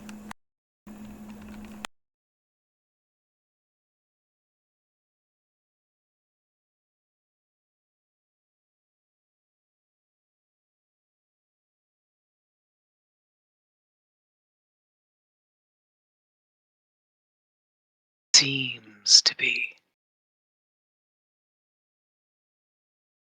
There you go. I posted those two quotes to the Discord there in case people need them for reference. Yeah, they're horrifying. Yep, I will add those to my notes. Since that was the book that Evelyn read on the ship. It is. Evelyn Yeah. also blacked out and didn't remember those parts. Yep. Wait, does she not remember these passages? When Bill mentions them, assuming Bill mentions them, they will sound familiar, like, oh yeah, you didn't place any importance on it at the time. Well, at the time I didn't have any spells on my character sheet either. So it's really a question of figuring out what exactly Bill shares with folks. He's AFK. It's sick. Yeah. But other than that, everybody gets together again. Salvatore, you've talked to your guy. You've got quasi arrangements made if you want to go that route. Bill has done some reading. Everybody else is having a good day so far. Oh, a fine day. I had a nice late morning coffee, tea, or lunch. Well, I'm doing great. It sounds so ominous when he says it, though. I don't know. Alan's pretty in a dark mood. He's been contemplating literally how to get away with murder. So I just look around to see if every one of our merry band is assembled here. Everybody except for Dr. Carter, who is still at Oxford getting translations done. So I look at everybody, and first thing I look at Bill and go, "What's wrong with Bill? Oh, Bill's he's been Did reading. Bill read something?" a little green around the gills, but he'll be fine. Yeah, I was reading. It's not pretty. but Which one? no bad side effects. None of this. Which book? The gods one. They're all God's ones. As long as God in the title. How to be a living God, that sort of thing. Life is a God? That's the one. Oh, I read that on the ship. It was, odd. Odd.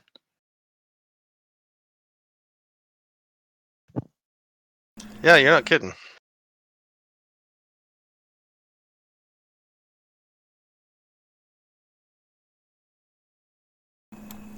Does Bill share anything that was in the book, or is he keeping it to himself? No, I'll explain everything that's in the book. Not the side effects, but everything that's in the book. Okay. Everybody can give me an archaeology roll.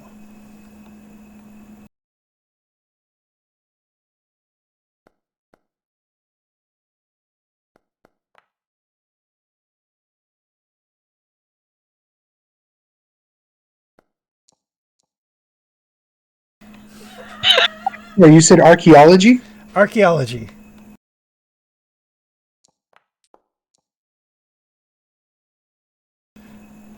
Right.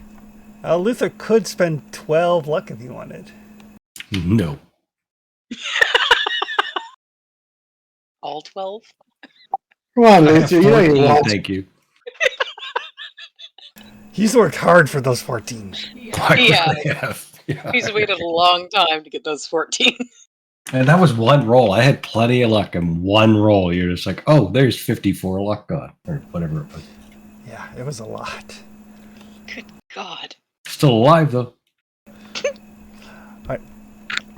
So Bill shares what he knows about how this priest believes that there was a throne room to the Dark Pharaoh in the Bent Pyramid, whatever the hell that is.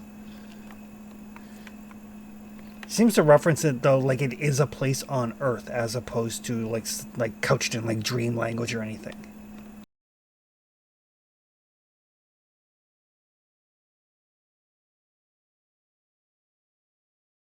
But no hint whatsoever as to where it could possibly be other than that name, the Bent Pyramid. Correct. And we have never heard this before. There's been no reference to it. Nothing that we have come across during our travels looks like a crooked pyramid or anything like that. Not with those archaeology rolls, no. If only we had an archaeologist as part of our team. Is that the university?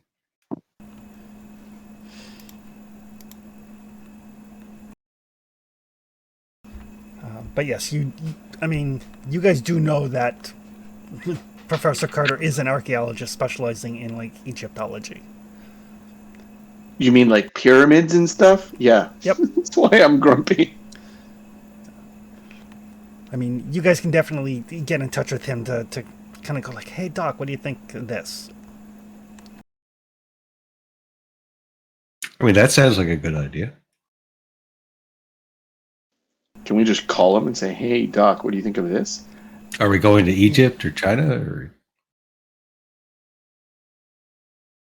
I mean, I'm gonna murder a man tonight, so we got to go somewhere. You I have no wanted- getaway plan yet. You were working on the getaway plan.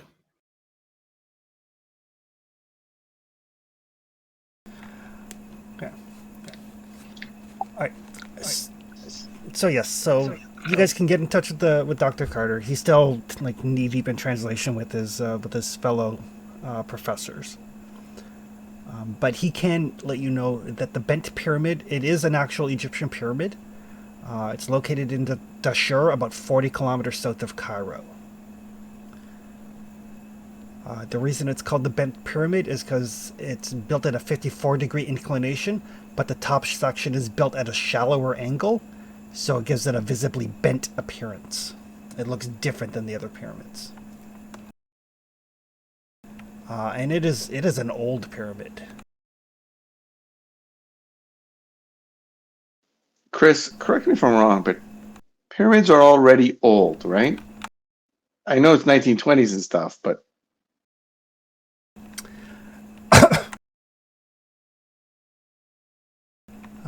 So yes, it is. It was built by Pharaoh Sneferu in 2600 BC. It is an example of early pyramid development.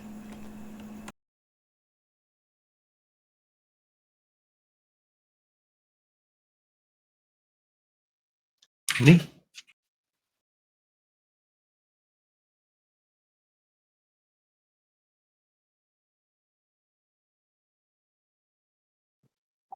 Chris, I'm going to go to the bar. If you have a bar in this apartment, I'm going to fix myself a drink and wait for everybody else. Okay.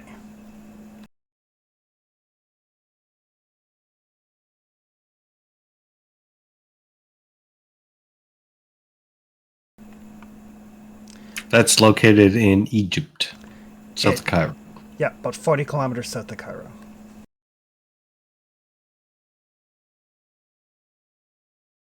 And it predates the Great Pyramid of Giza by maybe a century.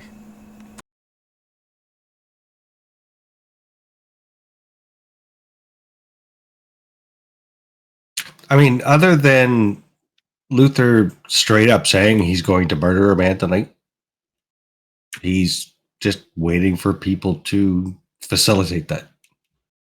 Sitting in a corner, he's wringing his hands, checks his gun.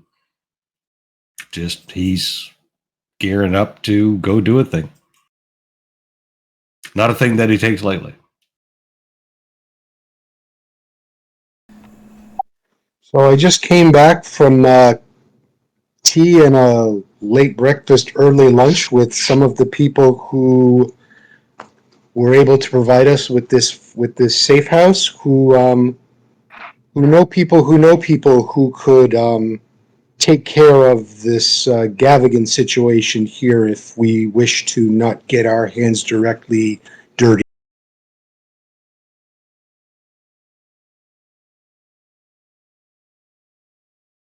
What? Sorry, I know people that know people that know people. Correct.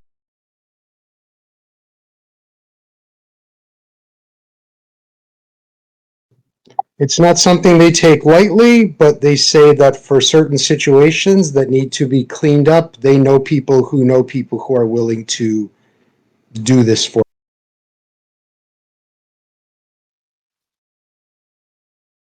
I think this is something we have to do ourselves. This thing. But if you know people that know people that know people that could disable a boat, Why do we have to do this ourselves?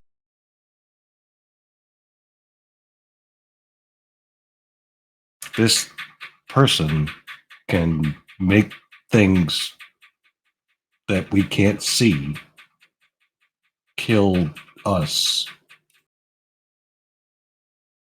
Your people that know people that know people are they don't have any experience in this. Not that we're experts by any means, but And you think because of our limited experiences that we have knowledge that will help us in taking him down versus a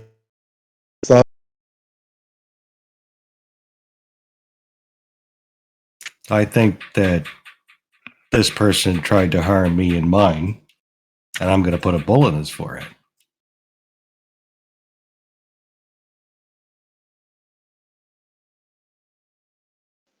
uh, Luther, I haven't figured out a good way out yet. Yeah, you're smart. You'll figure it out. You got like a solid 12 hours.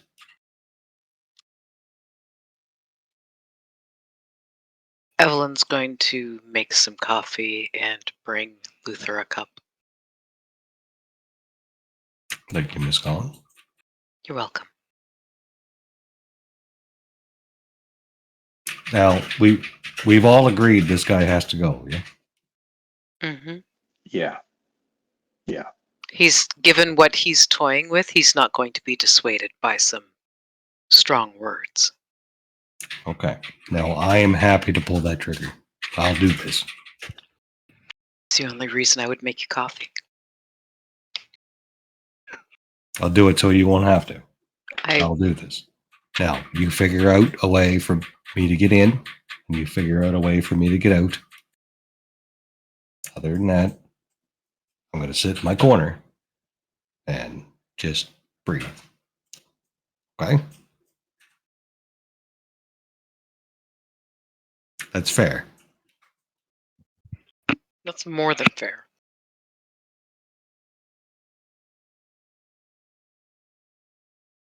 Thank you for the coffee, Miss Collins. You're welcome. Thank you for taking care of this problem for us.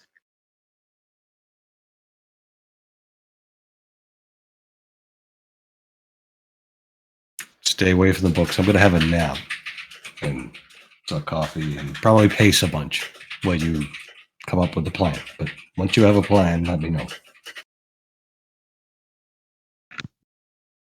Alvin, try to keep them on track. They tend to wander tangents. Yes, tangents. That's yes.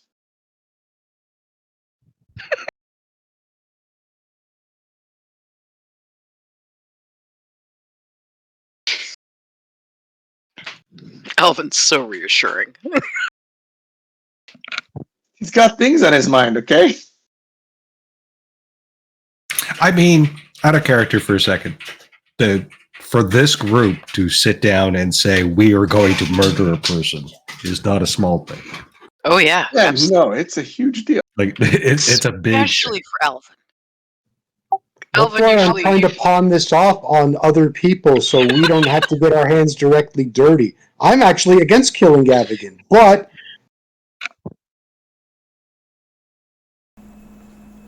I'm trying to find the least painful solution. That's why I try to outsource.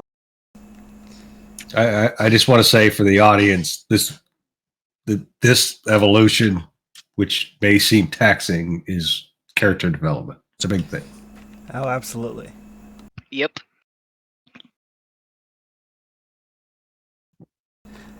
So I guess while Luther is having a nap, you guys have kind of two options really. Salvatore does have people that he can call to handle this for you, or Luther can go in to handle this for you. Let's get Luther to do it. The issue with having somebody else do it is that they'll roll over on us eventually because there's no loyalty there. The downside of having Luther do it is, jail. There's on the upside, there's no death penalty in London, right? There's no death penalty in London. I believe there still is at this time. In the 20s, I expect so. Yeah, I think they were still using the More than Tower of likely. London at the time. On the upside, he gets to dive someplace fancy like the Tower of London, as opposed to like a shot in the back on the side of a prison in the States.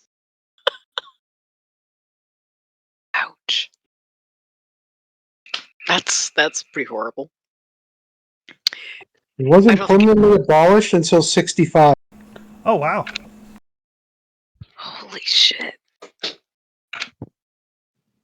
It was nearly abolished before the Second World War, but nope, it held on until 65. The last execution was in August of 64. Do we have a driver? Do we have someone who has like 12 points in drive? 12? And by 12 I mean like 120. In 1933, the minimum age for capital punishment was raised to 18. Holy shit. Uh-huh. The minimum. Oh, God.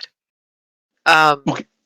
My drive's 20. My drive is drive basic. 44. I'm sorry, Evelyn has a 44 in drive? Evelyn knows how to drive. Yeah. She's done it before. Yeah. Yeah, it's actually mine's 40, and hers was better than mine. I was the getaway vehicle when we robbed the Penhew Foundation.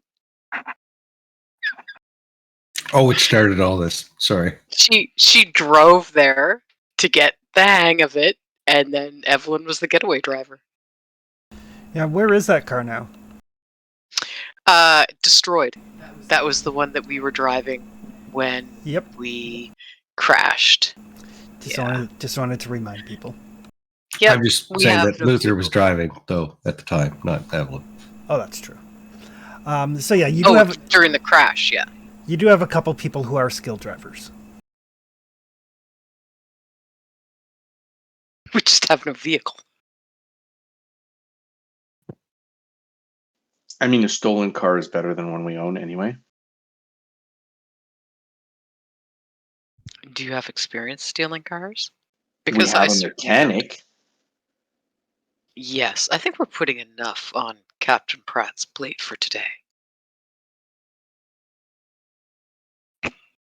I'm assuming locksmithing does not get me access to a car. Like, that's a different kind of locksmithing. It would be electrical Did- repair. Did cars have locks back then? Like bike locks, maybe? Not really, but It's like, were they using keys or was it still crank motors at that point? well, that's a really good question. I thought so. Yeah, it would be either mechanical repair or electrical repair to hotwire a car. Yeah, that's not Alvin.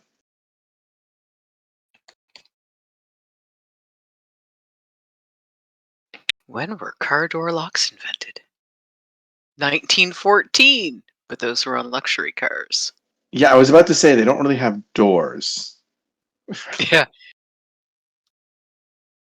And they weren't common on luxury cars until 1956.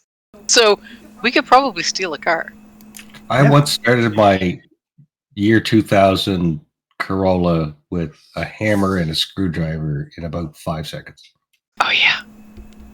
Yes, Not entirely secure. stealing a car is not going to be difficult. But Luther does have mechanical and electrical repair, so.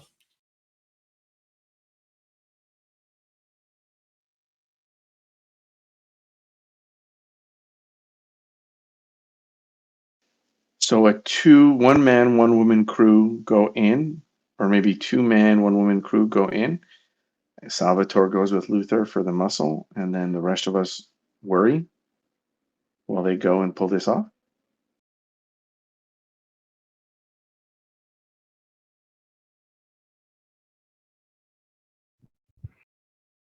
I think we should let Luther rest until we're actually going to do this. If we're Oh, going yeah, to steal a vehicle, we should steal it, place it somewhere. If we are stealing the vehicle, it is part of the act of breaking it. It is not something that we do 2 or 3 days beforehand for it to be found. It is I'm gonna that night you steal it, that Yes. night you do the deed. Yes, absolutely. I think he plans on doing it tonight, though. What was that, Mark? As someone who is actually opposed to killing this man in the first place, I have no desire to be at ground zero when Luther does this. If Luther wants to do this, he can go do it. I'll help with other preparations and such, but I'm not going to just be there to bail his ass out if he fucks up. He wants to do this, he can do it. I offered an alternative. That's fair. Mm-hmm. I have no intention of being there. No, but I've heard several times now, oh, Sal will be there to back me up on this. And I'm like, no, I disagree on this course of action in the first place.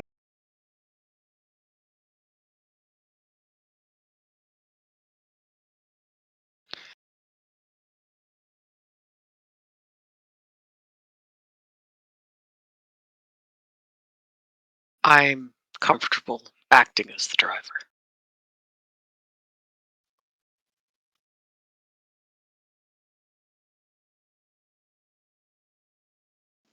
So all we do is wait and worry. I mean, you're welcome to come along. It would probably go faster if you came along. Mainly because I'm not entirely confident in my ability to steal a car. They also serve who stand and wait. Yes. Generally speaking, I'm fine with temporarily borrowing someone's vehicle, returning it to where I took it from.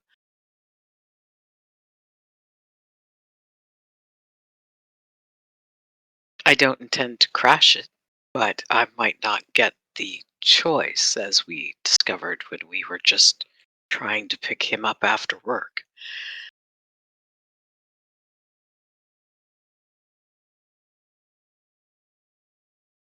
I can understand, though, why you might be a bit reluctant to get in the vehicle with me again.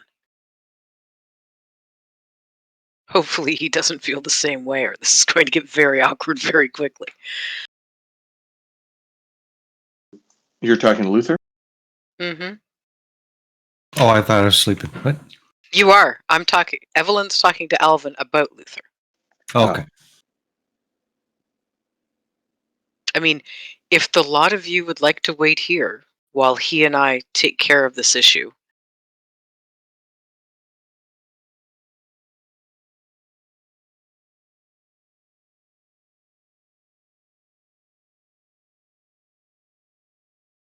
Kind of my plan. I would suggest having both alcohol and coffee available when we get back. If you would like to point out a suitable vehicle, or actually, that would be very helpful, Alvin. Mr. I don't Sharp, know. my apologies. If you could. I don't know much about cars. The car expert is Luther. And you. Well, I know how to start them and drive them, and that's really all I need to know. Luther knows how they work and which ones are good, which ones I are would. fast. Right. They're all fast comparatively. But knowing who might have someone employed to watch a vehicle, I mean, I greatly doubt that cars are being stolen willy-nilly. Ju- But You guys are not going to have any problem at all stealing a car. Evelyn doesn't know that. Yes. She's in a foreign country doing something entirely new to her. So, but I am letting. I don't know what precautions people take, Alvin, to Yeah. prevent vehicles from being stolen. Or if they Two- do. 2-man, 1-woman crew. You're the driver. Luther does what needs to get done. And I will be our eyes. That would be very helpful. I will be focused on driving on the wrong side of the road, which still seems so very awkward.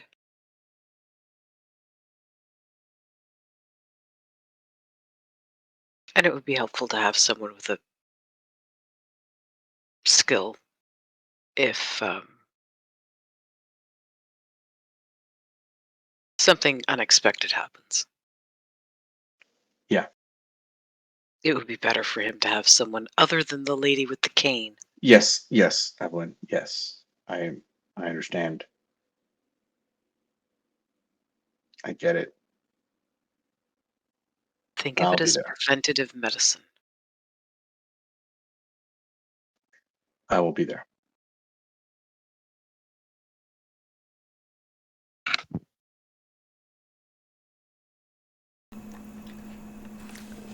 Alrighty. So, during the afternoon, you guys can quite easily secure a vehicle. They're not so common that car theft is common. So people don't really consider it to be a thing. Kind of like, Apparently it wasn't a thing until the 40s. so it's kind of like how, if you go out into the middle of the country, nobody locks their doors because home invasion isn't a thing. Yeah. That's fair. So yeah, people, they don't consider that anybody would steal their car. So Yeah, I mean, I live in the country, and I lock my door when I get home. I think I was in high school before we started locking our doors at home. so And even then, it was only at night when no one was going to be there. so acquiring a vehicle is not a problem at all.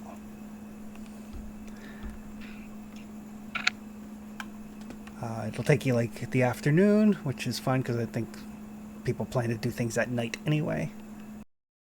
Yep. So unless anybody has anything to do, we will just kind of segue to the evening. Salvatore and Bill are kind of washing their hands of this whole affair. No, I'm not washing my hands of it. It's on my head too. I'm just not going because I'm a company clerk, not a soldier.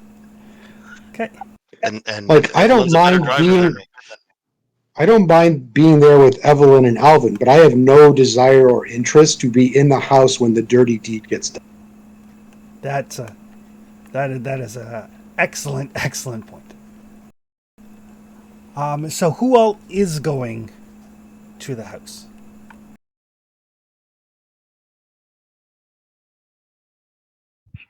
I'm the driver. Evelyn's not planning on going into the house because she needs to be in the vehicle to make a quick getaway because no one wants to wait for her to run and catch up to them. Alvin is lookout. I'll accompany Evelyn just in case, and keep an eye out. Gotcha. I'll wait here. Perfect. I'm going to take a couple sticks of dynamite and a lighter. Oh, this is gonna go poorly. Yes. Wait, hold on. Are you telling us that you're taking sticks of dynamite, or is this your backup plan that you're just like stuffing them in a? Oh, yeah, he'll just grab a couple and put them in his jacket. I thought Luther was planning on shooting this guy. Or is he doing both? This is a series of row houses. Luther.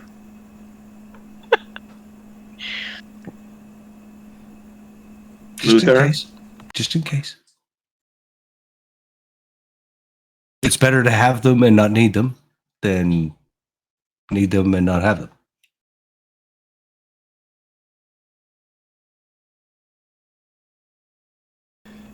I mean, we don't even know there could be invisible monsters in there, right? I don't even know if there's a line to draw. Luther. Well, I know where the line is. The line is at that doorway because you're all staying in the fucking car or back at the secret place while I go through the door. So let me do it the way I'm going to do it because you're all staying here. Yeah. Are you planning on walking to Gavin's house? Or this place he stays in London? No, he has to help us steal a car, and we're driving there. Yeah. Like I said, stealing the car already accomplished. That is Cool. insignificant. That's what happens when no one locks them because locks aren't there. I'm going to drive him. Yes. Yes. Alvin's going to act as a lookout. Salvatore is going to make sure that no one abducts me from the car, I guess. Bill's going to have coffee and drinks waiting for us when we get home. Yes, maybe. We'll see what happens. Maybe? What? No. Bill's completely saying yes. Oh yeah, there'll be tea. There'll be coffee, tea, and Excellent. booze ready for you. Plus, I think all will biscuits probably be and wanted by everything. Sumblin. So those of you that are going, everybody but Bill, I'm going to need a group luck roll. So whoever has the lowest luck can give me a roll. Oh, that's me. Luther, that's you. So while they're gone, Bill's going to read another book. It's not even a question as to whether or not it's. Are you serious? After all that we talked about the books being dangerous, you're going to read one alone? You didn't see what I rolled there. That was what my on my character sheet. Sorry. That's all good. Right. All right. I guess I'll get Alvin and Salvatore to give me spot hidden rolls. And what time of the night are you guys doing this at? Like 3 a.m. or something. Lately. The best time of the night to do this? Of Sorry, which what roll are we conked out for? Spot hidden. Alvin would know where the best time of the night would be. That is the time. Yeah, you're gonna want to do this like, the wee hours in the morning when people are like, if they're asleep, they're in like deep sleep. So both Alvin and Salvatore, as you guys kind of like, give the once over to the neighborhood, just in case. You do notice in the townhouse next door to his, there are some lights on.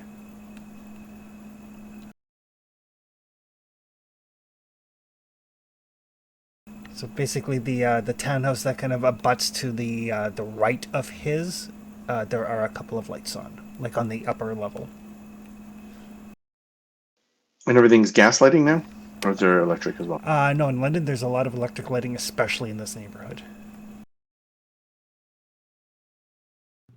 Is that the only house on the street that has a light on? Yeah, I mean, it's like 3:30 in the morning. Most people are asleep, but there is one, you don't know, maybe an insomniac or something, or maybe somebody fell asleep with the light on. But there is a light on in the townhouse adjoining his.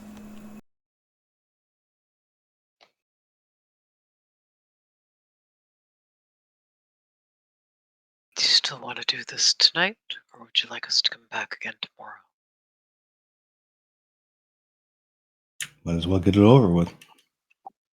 Chris, can we see a figure if there's a window through that light? You do not see a figure, but it is the upper story. But there's nobody like looking out the window or pacing in front of the window or anything of that nature.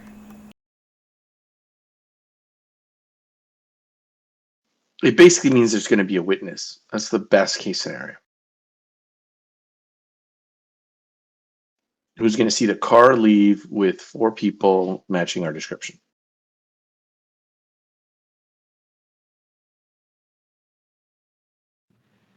I'd like to have a mask or a handkerchief or something to at least cover my face and have a hat and stuff. Like, cover myself as much as possible for my identity. Yeah, I mean, it is still early February, so it's no big deal to have like a scarf or something. Agreed to all of us.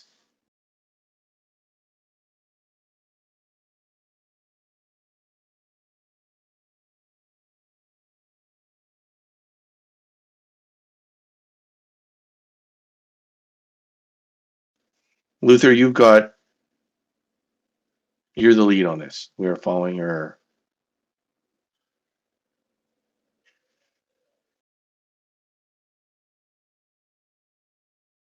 Okay. Things go bad. Leave.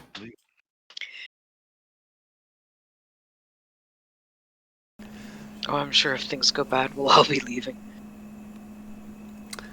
Right. So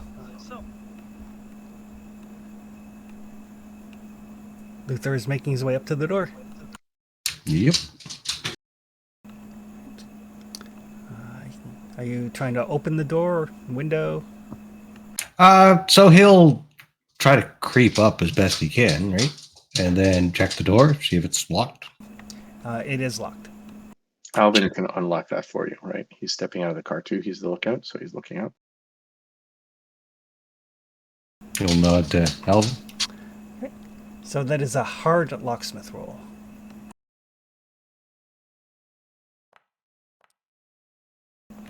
Oh wait, I need to roll twice. Oh, nice. Oh no. No, it just means you need to roll less than half your skill. There you go. Perfect. So yeah, the door is locked. It looks like a fairly good lock. Alvin, you can notice that. You come up and unlock the door. It's dark inside. A little bit on the cool side. He probably turns his heat down or doesn't stoke his fire. I'm not in the car, right? I'm trying to find a vantage point where I can see things but still be close to the car. And like always, I'm going to find a shadow or something from wherever. I know it's nighttime there, but there's also street lights and all that stuff. Shadow right there where I can see and be Yeah. less. Yeah, that would no problem at all. Evelyn and Salvatore, you guys are staying in the actual car, right? Oh yeah. Nobody wants me running around. Okay. And as we post up and the door's open, Luther comes in, shuts the door behind him, pulls his pistol, Okay. starts creeping forward. Okay. Luther, you can give me a hard stealth roll. Hard still. Oof.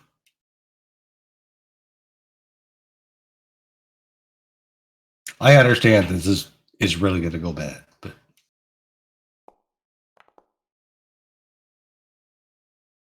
can't luck it. So you start sneaking into the house. Carefully, quietly.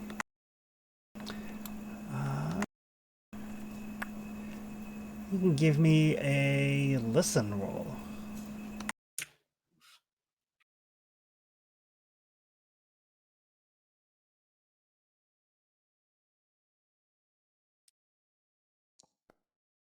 Can't luck that one either. Okay. So it is it's like a 2-story flat. The hallway, reception, and kitchen are on the ground floor, and then the bedrooms and the bathrooms are on the basically the lower ground floor. So it's like a ground floor and then a lower ground floor, as opposed to a ground floor and an upper floor. So you kind of take a quick look around. You can easily tell like this main floor is just like the hallway and like the living room type of area and that sort of thing. There are a bunch of like Egyptian knickknacks here and there, pottery, like papyrus scrolls in frames, all of that sort of thing on the walls. There's a liquor cabinet with some very fine whiskey. Start making your way towards the second floor where the bedrooms are. And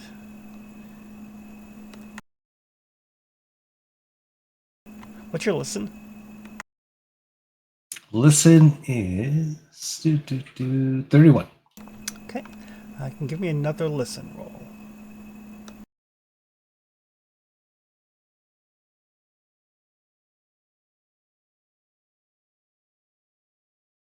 I rolled it.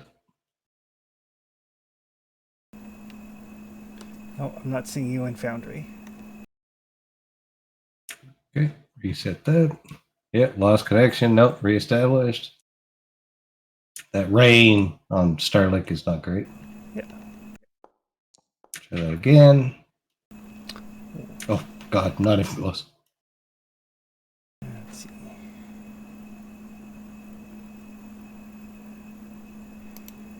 Oh,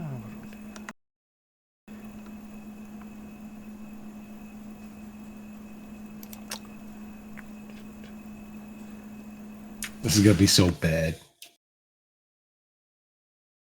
You have failed a stealth roll and 2 listen checks trying to creep in and assassinate someone. Yes, there's no way that this is going to go well. right. So I'm going to cast a spell.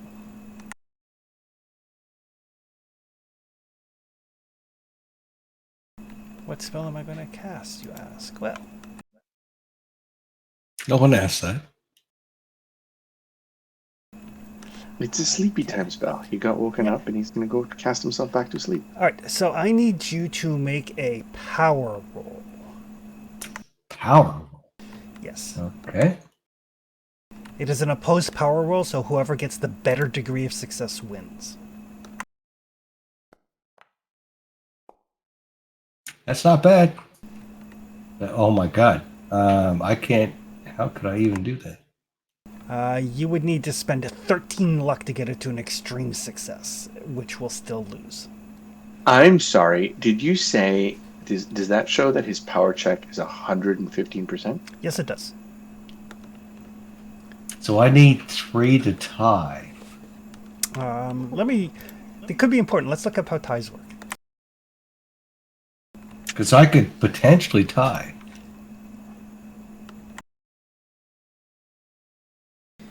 Finding out how ties work will probably be exceptionally important for this. It means you gain control of the thing that he summoned. Oh, he didn't summon Or, something. or just not dying. It's like, I'll spend 13 by 14 luck to win a tie. If I can.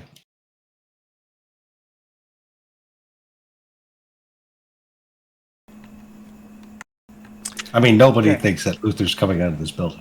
In the case of a tie, the side with the higher skill or characteristic wins. So even if you get an extreme success, he will win. Okay, so it doesn't matter. So it does not matter. I will not spend the luck. But he has to spend 8 magic points. Sure. Which he doesn't have. And a d6 sanity, which he doesn't have. But, let's say 1, 2, 3, 4. Basically, 1 is going to be your right arm, 2 is going to be your left arm, 3 is going to be your right leg, 4 is going to be your left leg. So your right arm, basically, you feel something behind you more than you hear it, and you sense it. This like burning hair smell, and then your right arm, it just rapidly and painfully withers and shrivels. Did his right arm just fall off? For 7 points of damage. Oh my goodness.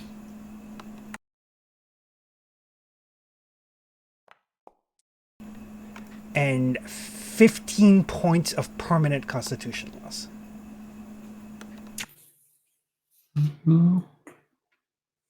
15? 15.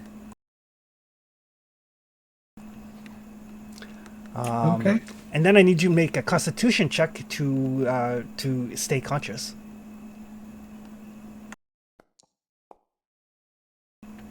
Hell no. Okay. The way it works, you have failed this. It's a major wound. You will fall unconscious. You can spend 1 luck for the first round, 2 luck for the second round, 3 luck for the third round, 4 luck, so on and so forth, to remain conscious. Okay. And I also need you to give me a sanity loss. Or a sanity check.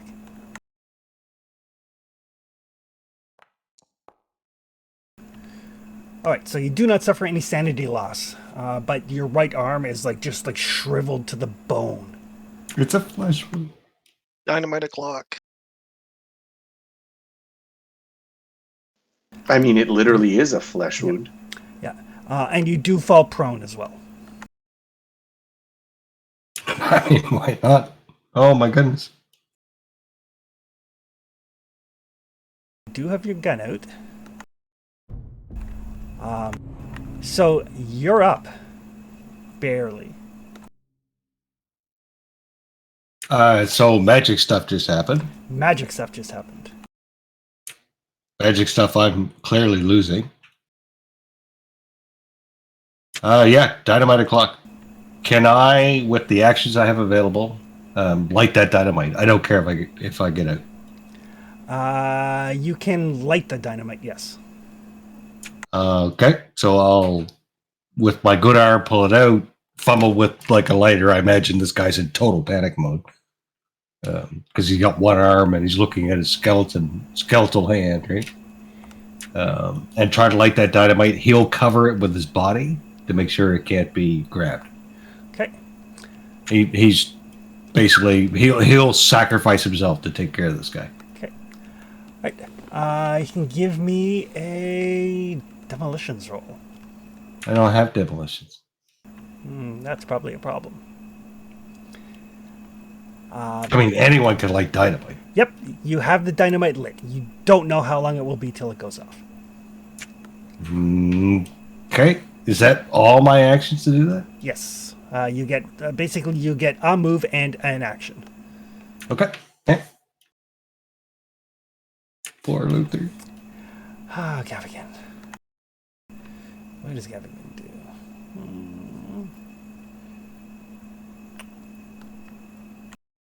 That looks fun.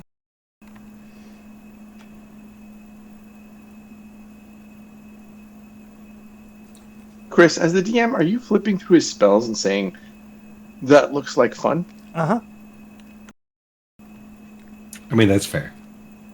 He has a few. This is a dumbass plan.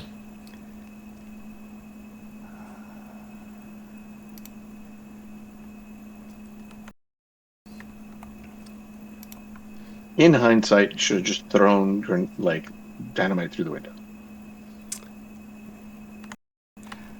I mean, we kind of known when we said we're going to send one PC into the building, this was going to happen.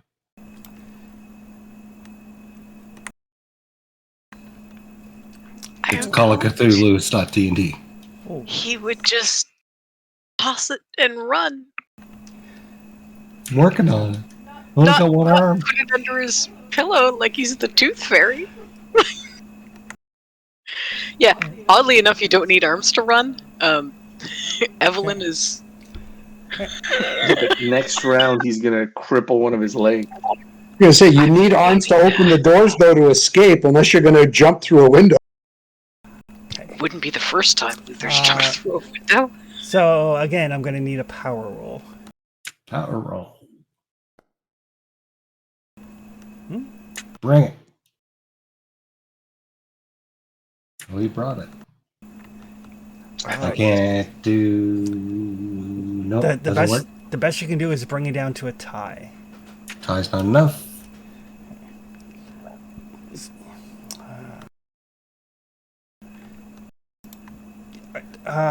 So, you take 5 points of sanity loss. Oh, why not? Let out a little eep. And then roll a d10 for me. Sure. Basically, he just breaks your mind and you go insane. Temporarily insane.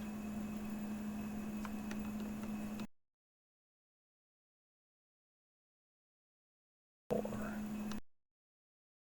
is a 4?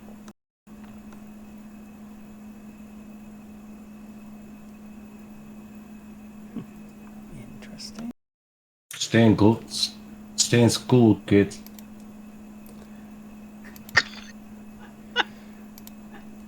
Interesting.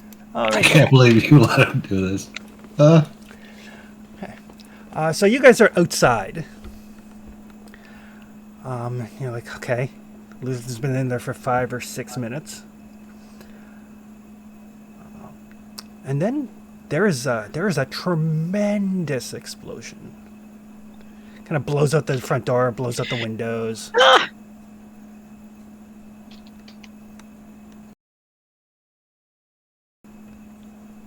What do you guys do?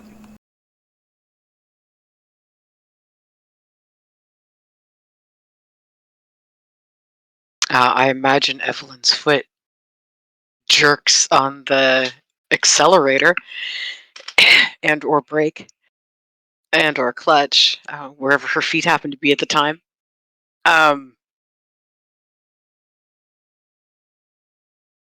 Do I know where Alvin is? I don't know, Alvin, would you have let them know where you were? I mean, we watched him go up and unlock the door. Yeah, and then I went And then- over to a shadow, so I don't think I'm hiding from them. They know vaguely where I am. Okay, perfect. Yep. I would pull up beside Alvin. And then we leave? Is that what you're No, implying? no, not even a little bit. I'm saying that we pull up beside Alvin. I'm assuming Alvin didn't go like 4 blocks away. No. But Yeah. Alvin gets into the car, I guess.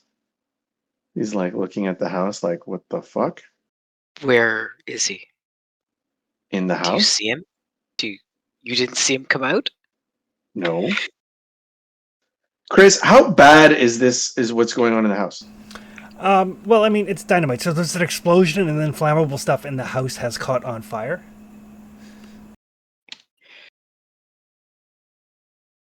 If he hasn't come out, go get him. Yeah, yes, absolutely. And like Alvin's a little bit out of it, but yeah, he's gonna try to save Luther, I guess. Is like when he gets to that doorway, like I'm assuming that everyone's waking up and taking a look. Oh And God, yes. like, There are like looky-loos. There's like, it was not quiet nor subtle. he's gonna try to save some folk. Alvin is really confused as to what is going on or what his place is right now. Or what, so he's gonna get to the door frame, and then he's gonna assess very quickly: is there anyone worth saving in there? Like, can anyone have survived that once he gets to the door? Give me a spot hidden roll.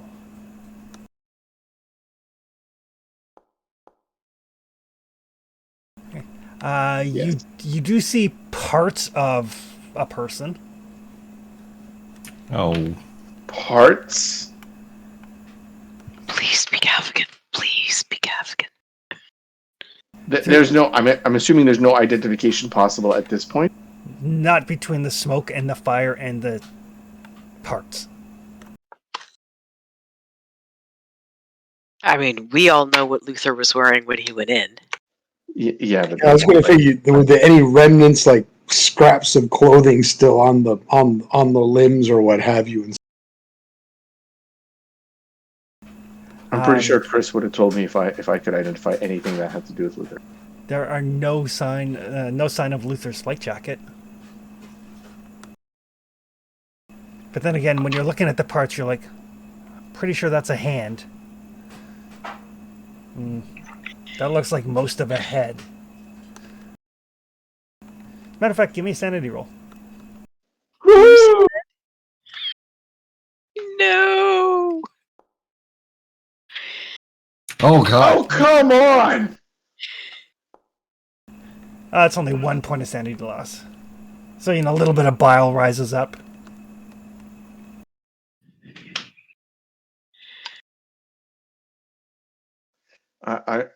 I run back to the car and I say, "There's nothing left," and I say, "Go."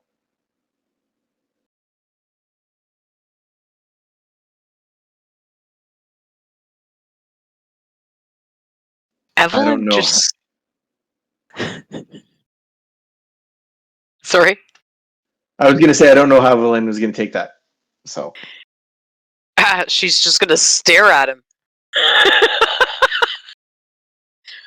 Did he even enter the house, or did he stop like a foot inside the front door? he stopped a foot in front of the front door, like was obviously looking at something inside, and he's like, "There's nothing left. Go." Yeah. And there are like flames and smoke pouring out of the front door. Chris, how many people, just for my sheer, and it's more for the player character, less for the, or for the player, less for the character, because the character's kind of like in shock right now. I'm assuming that everyone's staring at the guy who just running out of the burning building. There's a lot of people worried about getting their families out of their houses before they catch fire. Okay. Starting to form like a bucket brigade. I mean, it's only been, a minute or so, so everything is still chaos, but people are, making sure they don't burn to death. Okay, so us escaping is not a priority, or what? Like, it's not a gunshot. It's like, oh my god, there's a fire. Yeah. So they're acting like that. Okay. So Yeah, people don't act as quickly as people think they do in a fire. so Alvin looks at Sal and then looks at Evelyn and says, "There is nothing left. Go."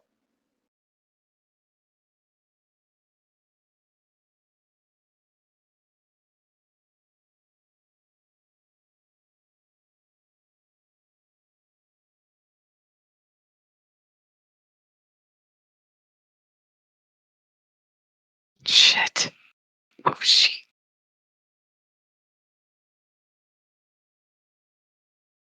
Yeah, she wouldn't. Evelyn. Evelyn is going to look at Alvin with complete and utter disgust. Put the car emergency brake on or in park, whichever the vehicle has during this era. Grab her cane and start moving as though she's leaving the vehicle unless someone stops her. So If no one Alvin- stops her, she's exiting the car. I'm going to try to stop. Yeah, and I'm going to put my hand on her arm and saying, "You don't want to look in there. There is nothing left."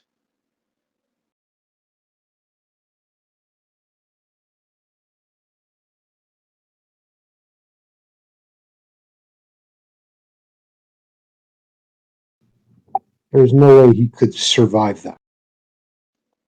I am telling you, he didn't. He survived World War One. Or sorry, the World War. The Great War. What were they calling it at the time?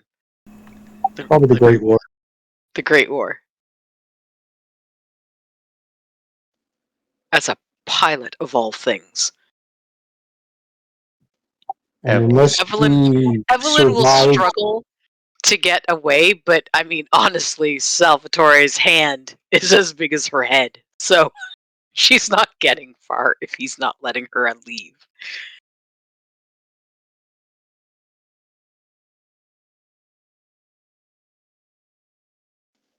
You don't want me to describe what I saw? Evelyn, we need to go.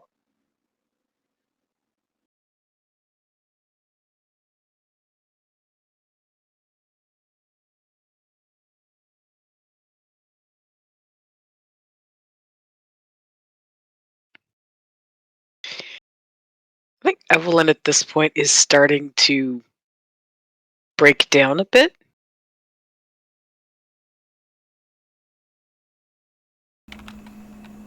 A lot of yelling back at them to go and get him. But she's making no moves to, actually put the car back and drive or anything. Evelyn, look at me.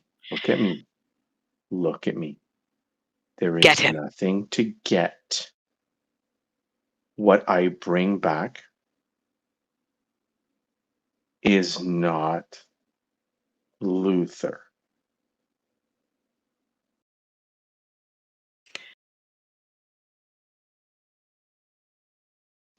There is nothing to get. Not like this. Go get him.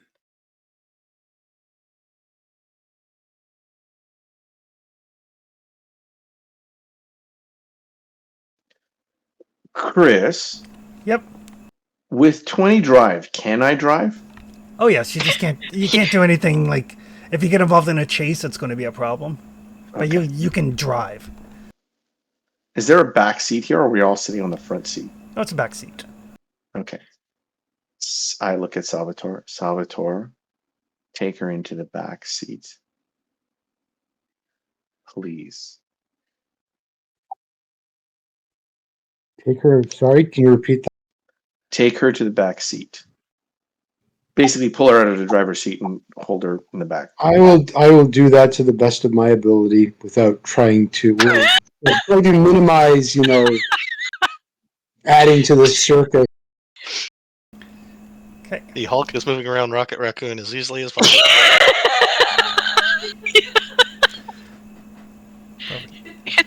Evelyn's tiny. She's not strong. You're putting up a spunky fight, being hysterical, screaming at the top of your lungs to bring even more attention to this situation. Yeah, I don't think she's screaming. It's more of a shouting. More of an anger than a panic. Really angry. Chris, as soon as there's enough room, Alvin's going to slide into the driver's seat. Okay. He can drive about 8 blocks before he stops Okay. and violently retches into a sewer somewhere. What is it? Whichever one of you currently has the lowest luck of the three of you, give me a luck roll. I'm 48. I am 68. 46. Tis you, Salvatore.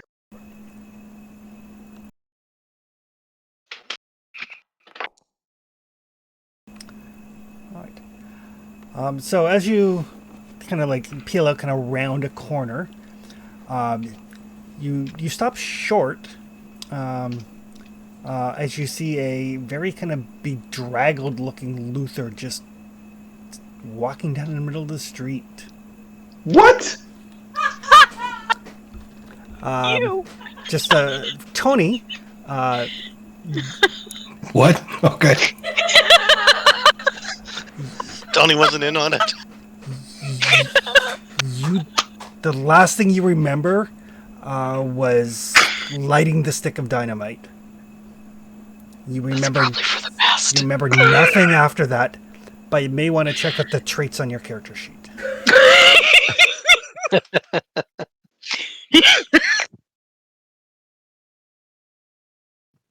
Oh gosh, Luther's a Cthulhu clone thing or something. It's not Luther. Might have So to I have to refresh. ask- They seem the same. I You gotta, have to ask. close it and reopen it. I have to the- ask out of character. How many arms does he have? Like 1.5. Okay, the second. It's the real him, but he might be possessed. So the one under where your PTSD is. Yeah, I just refreshed. Oh, they're the same. They haven't changed. You gotta close the character sheet and then reopen it. That's what it did for me. Chris, I'm going to lower my sanity by 1. It doesn't look like the system did it on its own. Okay.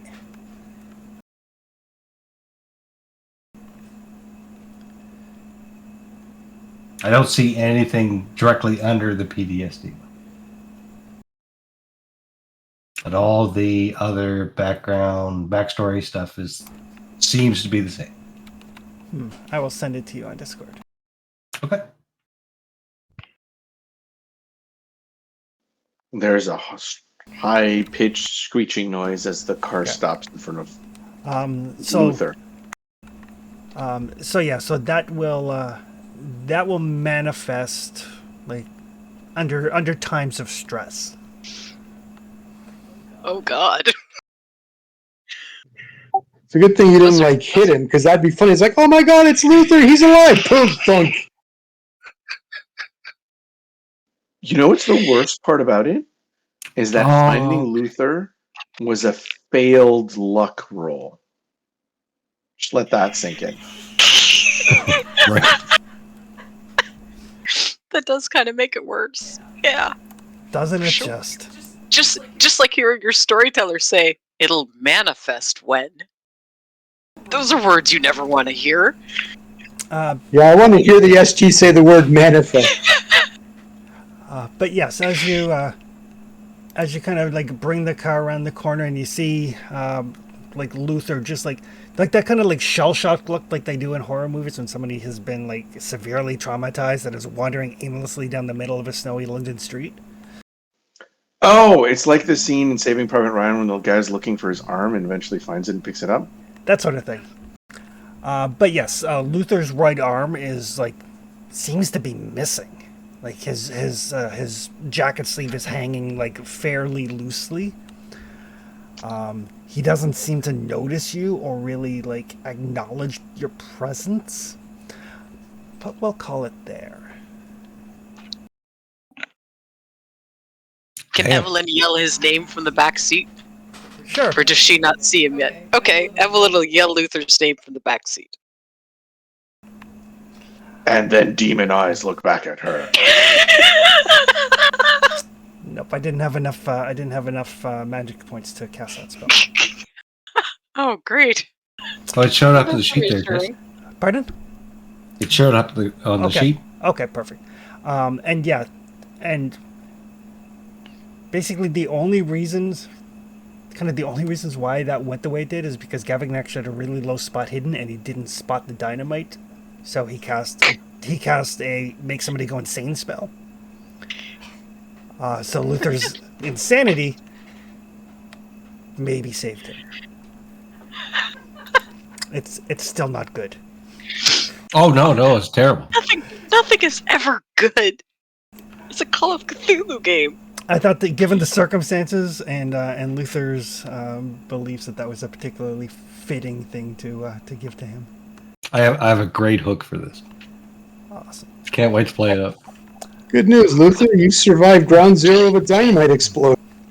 By the way, I was absolutely serious. I am reading a book while they're gone. Perfect. All right. So that'll be the start for next week. That'll be the start the next week. It's like, oh shit, the parents are home. Put the book back. So good news though, you guys did succeed in killing Gavik. He did not see the dynamite coming, and even with his magical protections up, it did like 36 points of damage. Which was so you have dealt with Gavigan. What you guys want to do from that point is up to you, but Alvin, you saw a dead body in there, and now Luther is here. So you're like, okay, you're pretty sure that was Gavigan. But everybody can do their luck recovery rolls.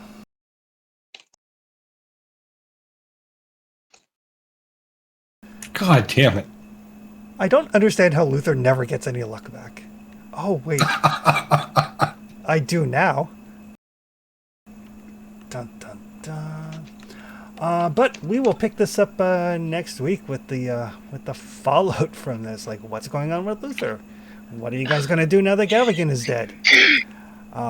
Luther, your arm is permanently fucked unless you find a magical way to fix it.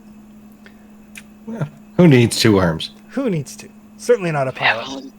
Evelyn doesn't have two functional legs. I still got one good arm to hold you with, baby. That's right. We have two arms. They're redundant.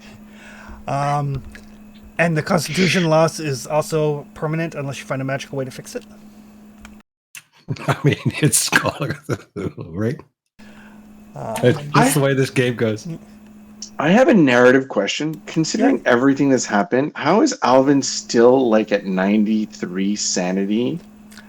Because he hasn't witnessed anything really bad, and the few times he has, he's either made the sanity roll or suffered very little sanity loss. Once it starts, it spirals. Alvin hasn't gone delving into the library. Yeah. But yeah, like reading books is a hit to your sanity, seeing monsters is a hit to your sanity, suffering the effects of some spells is sanity. Alvin is like skated by going like, I'm just gonna look the other way. I ain't going anywhere near. It doesn't matter. Which is a valid option because somebody has to be sane to tell the story when everybody else is in the sanitarium. Maybe we'll find out at the end of this. This is all Alvin's memoirs. I thought we were supposed to write long journals with long paragraphs and sentences with too much punctuation and made up words. That too. Really. No, this is all Alvin's recollections as he's in the sanatorium. Yeah, when he breaks, you're all figments of his imagination. Yep. Yeah, because that's the thing. Like some things, like the sanity loss is like when you get hit by wither limb. If you fail the sanity roll, it's a D6 sanity loss. If you succeed, it's nothing. But there are some things where if you succeed, it's like a D20 sanity loss. Oof. And if you fail, it's percentile. Percentile? Percentile. You lose percentage of... There's percentile sanity loss? Yes, there is. And if you critically, like if you fumble a sanity roll, you take the maximum sanity loss. Sal, you had a question about can you go insane by reading a book? There is your answer. Yes. Yep. Perfect. All right, but we will see everybody next week.